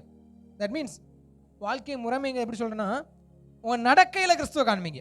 பேதுரு எழுதுறாரு, ரட்சிக்கப்படாத கணவனையுடைய ஸ்திரீ சொல்றாரு, உன் புருஷன் ரட்சிக்கப்படலை, உன்னுடைய நல்நடக்கை நிமித்தம் அவன் ரட்சிக்கப்படுவான். வசனத்துக்கு உங்களை முழுவதுமாய் ஒப்பு கொடுங்கள், கிறிஸ்துவின் மேலே கட்டப்படுங்கள். நல்லா சொல்கிறேன், நீங்கள் கிறிஸ்துவின் மேலே கட்டப்படலைன்னா இந்த பூமியில் நீங்கள் எவ்வளோ பெரிய பணக்காரனாக இருக்கலாம், எவ்வளோ பெரிய சொத்துக்களை உடையவர்களாக இருக்கலாம், நீங்கள் பாழாய் இருக்கிறீர்கள் என்பதை புரிந்து கொள்ளுங்கள். கிறிஸ்துவின் மேலே கட்டப்படலை, கிறிஸ்துவின் குணாதிசயங்கள் எனக்கு வரத்துவங்க. அதாவது எடுத்தோடனே கிறிஸ்துவின் குணாதிசயத்தோட பீக்கில் நிற்பீங்கன்னு சொல்ல மாட்டேன். அது கொஞ்சம் கொஞ்சமாக வளரலைண்ணா, அன்பில் வளரலை, சகிப்பில் வளரலை. சிம்பிள் எக்ஸாம்பிள், கொலோசியர் 5ஆம் அதிகாரத்தை வீட்டிலே வாசிங்க. மாமிச சிந்தை ஆவியின் சிந்தையை வாசிங்க. மாமிச சிந்தை குறைஞ்சிக்கிட்டே இருக்கணும், ஆவியின் சிந்தை வளர்ந்துக்கிட்டே இருக்கணும். ஒரே நாள் இதெல்லாம் செத்துரும், ஒரே நாள் இதெல்லாம் வளர்ந்துடும் சொல்ல மாட்டேன். அது குறைஞ்சிக்கிட்டே இருக்கணும், இது வளர்ந்துக்கிட்டே இருக்கணும். அந்த நிலைமை இல்லாமல் ஆப்போசிட்டில் மாமிசம் ஃபுல்லாக வளர்ந்துக்கிட்டு இருக்கு, ஆவி ஃபுல்லாக குறைஞ்சிக்கிட்டே இருக்குன்னா நீங்கள் பாலாய் கிடக்கிறீர்கள். எருசலேம் பாலாய் கிடக்கிறது, எழுந்து கட்டுங்கள். உங்கள் ஒவ்வொருத்தருடைய வாழ்க்கையை 1 கொரிந்தியர் 13ஆம் அதிகாரம் 5ஆம் வசனம் சொல்லாரு, உன்னை நிதானித்து அறியுங்கள். Examine your self. உன்னை நீயே யோசிச்சுப்பார், கிறிஸ்து உனக்குள்ள இருக்கிறாரா சிந்திச்சுப்பார். அப்போது இந்த வசனங்களை எடுத்துக்கொண்டு வீட்டில் போய் தனித்தனியாக, என் புருஷனுக்குள்ள ஆண்டவர் இருக்காரான்னு யோசிக்க வேண்டாம், என் மனைவிக்குள்ள ஆண்டவர் இருக்காரா அப்படி மத்தால பார்க்க வேண்டாம். உங்களுக்குள்ள கிறிஸ்து இருக்கிறாரா, நான் கிறிஸ்துவுக்குள் வளர்கிறேனா யோசிங்க. பாலாய் கிடக்கிறதை கெட்டும்படி தேவன் அழைக்கிறார். அதுவும் நம்மளால் முடியாது, கிறிஸ்து வாழ முடியும். இல்லையா? ஒரே வார்த்தை, ஆண்டவரே என்னால் முடியாதுப்பா, உம்மால் ஆகும், உம்மால் ஆகும். என்னை பலப்படுத்துகிற கிறிஸ்துவினால். இது பணத்தை சம்பாதிக்கிறதுக்கோ உலகத்தின் காரியத்துக்கு இல்லை, நான் கிறிஸ்துவை போல மாறுகிறதுக்கு, என் ரட்சிப்பு நிறைவேறுவது. கர்த்ததாம் இந்த வசனங்களை கொண்டு உங்களை ஆசீர்வதிப்பாராக. ஆமென். அல்லேலூயா. கர்த்தர் நமக்கு அருமையான வார்த்தைகளை தேவனிடத்திலிருந்து பெற்றுக்கொள்ள கர்த்தர் நமக்கு உதவி செய்தார். அல்லேலூயா. ஆமாம். நாம் எப்படி கட்டப்படுகிறோம், கிறிஸ்துவுக்குள்ளாக நான் எப்படி கட்டப்படுகிறேன், நான் எப்படி கட்டப்பட வேண்டும், எப்படி கட்டப்பட போகிறேன், இதுவரை எப்படி கட்டப்பட்டு இருக்கிறேன் என்கிறதான எல்லாவற்றையும் நாம் நம்முடைய மனதில் வைத்து அதற்கேற்றபடி நாம் உலகத்தோடோ இல்லை ஸ்தோத்திரம் பாவத்தோடோ அல்லது மற்ற நல்ல கனி அல்லாத மற்ற கனிகளை கொடுக்கிறதான அனுபவம் நமக்குள் இருக்கும் பட்சத்தில் அதை எல்லாவற்றையும் மாற்றி என்னை அழைத்தவர் உண்மை உள்ளவர், அவர் பரிசுத்தராய் இருக்கிறது போல நானும் அவருக்கு ஏற்ற பரிசுத்தம் உள்ளவர்களாய் இருக்க நம்மை அவருக்குள் கட்டப்பட நம்மளை விட்டு கொடுப்போம். கர்த்தர் நல்லவர். அல்லேலூயா. ஆமென். கேட்கப்பட்ட வார்த்தைக்காக நாம் ஜெபிக்கலாமா? நாம் எல்லோரும் முடிந்தவர்கள் முழங்கால் படியிட்டு அல்லது எலும்பி நின்று தேவ சமூகத்தில் ஹல்லேலூயா, ஹல்லேலூயா, ஹல்லேலூயா, ஹல்லேலூயா. நல்லவரே மை ஸ்தோத்திரிக்கிறோம், ஸ்தோத்திரிக்கிறோம், ஸ்தோத்திரிக்கிறோம், ஸ்தோத்திரிக்கிறோம், ஸ்தோத்திரிக்கிறோம், ஸ்தோத்திரிக்கிறோம், ஸ்தோத்திரிக்கிறோம். வாக்கு மாறாதவரே மை ஸ்தோத்திரிக்கிறோம். நான் பணியாத மாட்டை போல் இராதபடிக்கு நான் கீழ்ப்படிதல் உள்ளவனாய் இருக்கத்தக்கதாக ஆண்டவரே உமது கோளால் நடத்தப்பட என்னை விட்டு கொடுக்கிறேன்ப்பா. ஆவியானவரே உமது கோளால் நடத்தப்பட என்னை விட்டு கொடுக்கிறேன். நான் ஆண்டவரே ஒரு நாளும் உமது வார்த்தைக்கு பணியாதவனாக, ஒரு நாளும் உமது வார்த்தைக்கு என்னை விட்டு கொடுக்காத மனிதனாக நான் வாழாதபடி ஆண்டவரே இன்று முதல் ஆண்டவரே, நான் என்னை நீங்க கட்டுவீராக. அஸ்திபாரம் போடப்பட்ட கிறிஸ்துவின் மேல் நான் பொன்னாகவோ, நான் வெள்ளியாகவோ, அல்லது மணலை கொண்டோ, வைக்கோலை கொண்டோ, மரத்தை கொண்டோ நான் எப்படி கட்டப்பட்டு இருக்கிறேன், நியாய தீர்ப்பு நாளில் நான் ஆண்டவரை ஜொலித்து கொண்டு இருக்கிறேனா, அல்லது அக்கினிக்கு தப்புவிக்கப்பட்டவனை போல இருக்கிறேனா என்பதை நான் ஆண்டவரை கண்டுகொள்ளத்தக்கதாக இந்த நாளில் தேவன் என்னிடத்தில் போடப்பட்டதான ஒவ்வொரு வார்த்தைகளுக்கும் என்னையை விட்டு கொடுக்கிறேன். நான் ஆவிக்குரியவனாக, நான் கிறிஸ்துவுக்குள்ளாக நான் எழுந்து கிறிஸ்துவுக்குள் கட்டப்பட, நான் எழுந்து கிறிஸ்துவுக்குள் கட்டப்பட, நான் எழுந்து உலகத்தில் அல்லப்பா, நான் எழுந்து என் வேலையில் அல்ல, என் பதவியில் அல்ல, என் சம்பளத்தில் அல்ல, நான் எழுந்து கிறிஸ்துவுக்குள் கட்டப்பட, நான் எழுந்து கிறிஸ்துவுக்குள் கட்டப்பட ஆவியானவரே, இந்த நேரத்தில் என்னை விட்டு கொடுக்கிறேன், இந்த நேரத்தில் என்னை விட்டு கொடுக்கிறேன், இந்த நேரத்தில் என்னை விட்டு கொடுக்கிறேன். அப்பா, உமக்குள் கட்டப்பட, உமக்குள் கட்டப்பட, உமக்குள் கட்டப்பட பாழாய் போன என் ஆண்டவரே ஆவிக்குரிய வாழ்க்கை, அன்றே பாழாய் போன என் ஆவிக்குரிய வாழ்க்கை, வறண்ட நிலமாய் போன என் ஆவிக்குரிய வாழ்க்கை மீண்டும் வயல்வெளியாய் மாற, மீண்டும் ஆண்டவரே பசுமையாய் மாற, மீண்டும் ஏதேனை போல மாற இந்த நேரத்தில் விட்டு கொடுக்கிறோம், இந்த நேரத்தில் விட்டு கொடுக்கிறோம்ப்பா. எஸ், எங்களுடைய பேசின ஒவ்வொரு வார்த்தைகளுக்காக ஸ்தோத்திரம், ஒவ்வொரு வார்த்தைகளுக்காக ஸ்தோத்திரம், ஒவ்வொரு வார்த்தைகளுக்காக ஸ்தோத்திரம். அன்பின் பரலோக பிதாவே, குமார் நாம் இயேசுவின் நாமத்தில் ஜெபிக்கிறோம். ஆசீர்வதிக்கப்பட்டதான இந்த நல்ல மகிழ்ச்சியான அந்த காலை ஆராதனை வேலைக்காகவும் நன்றியோடு ஸ்தோத்திரிக்கிறோம். இந்த நேரத்தில் நாங்கள் எழுந்து கிறிஸ்துவுக்குள் கட்டப்பட வேண்டும் என்று தேவனோடு பேசினீரே, அந்த வார்த்தைக்காக ஸ்தோத்திரம். நாங்களும் எங்கள் சபையும் கிறிஸ்துவுக்குள்ளாய் கட்டப்பட, பாழாய் போன என் ஆவிக்குரிய வாழ்க்கை, பாழாய் போன எங்கள் ஆராதனை வாழ்க்கை, பாழாய் போன எங்கள் ஜெப வாழ்க்கை, பாழாய் போன தேவ உறவை கெடுத்த வாழ்க்கையிலிருந்து நான் வெளிவந்து கிறிஸ்துவுக்குள்ளாய் கட்டப்படுகிற ஒரு வாழ்க்கையை வாழ ஆண்டவரே இன்றைக்கு எங்களுக்கு உதவி செய்வீராக. நாங்கள் எழும்புகிறோம், கர்த்தர் எங்களுக்கு உதவி செய்வீராக, உதவி செய்வீராக, உதவி செய்வீராக, உதவி செய்வீராக. எங்களால் அல்லப்பா, என் பலத்தினால் அல்ல, என் பராக்கிரமத்தினால் அல்ல, உம் ஆவியினாலே ஆகும். நான் எழுந்திருக்கிறேன், நான் புறப்படுகிறேன். தேவன் எனக்குள் கிருபை செய்வீராக. கர்த்தாவே, உமக்கு நன்றி செலுத்துகிறோம். அருமையான அந்த வார்த்தை எங்களோடு பகிர்ந்து கொண்ட அருமையான ஊழியக்காரனுக்காகவும் நம்முடைய சமூகத்தில் வருகிறேன். ஆண்டவரே ஸ்தோத்திரம். உடைய அன்றைய ஊழியத்தை இம்மட்டுமாய் சுமந்து எங்கள் மத்தியில் வார்த்தையை கொடுத்த தேவ மனிதனுக்காக ஸ்தோத்திரம். தொடர்ந்து ஆண்டவரே பாஸ்டர் நீங்கள் ஆசீர்வதிங்க. பாஸ்டர் மேலே அது கிருபை இருக்கட்டும்.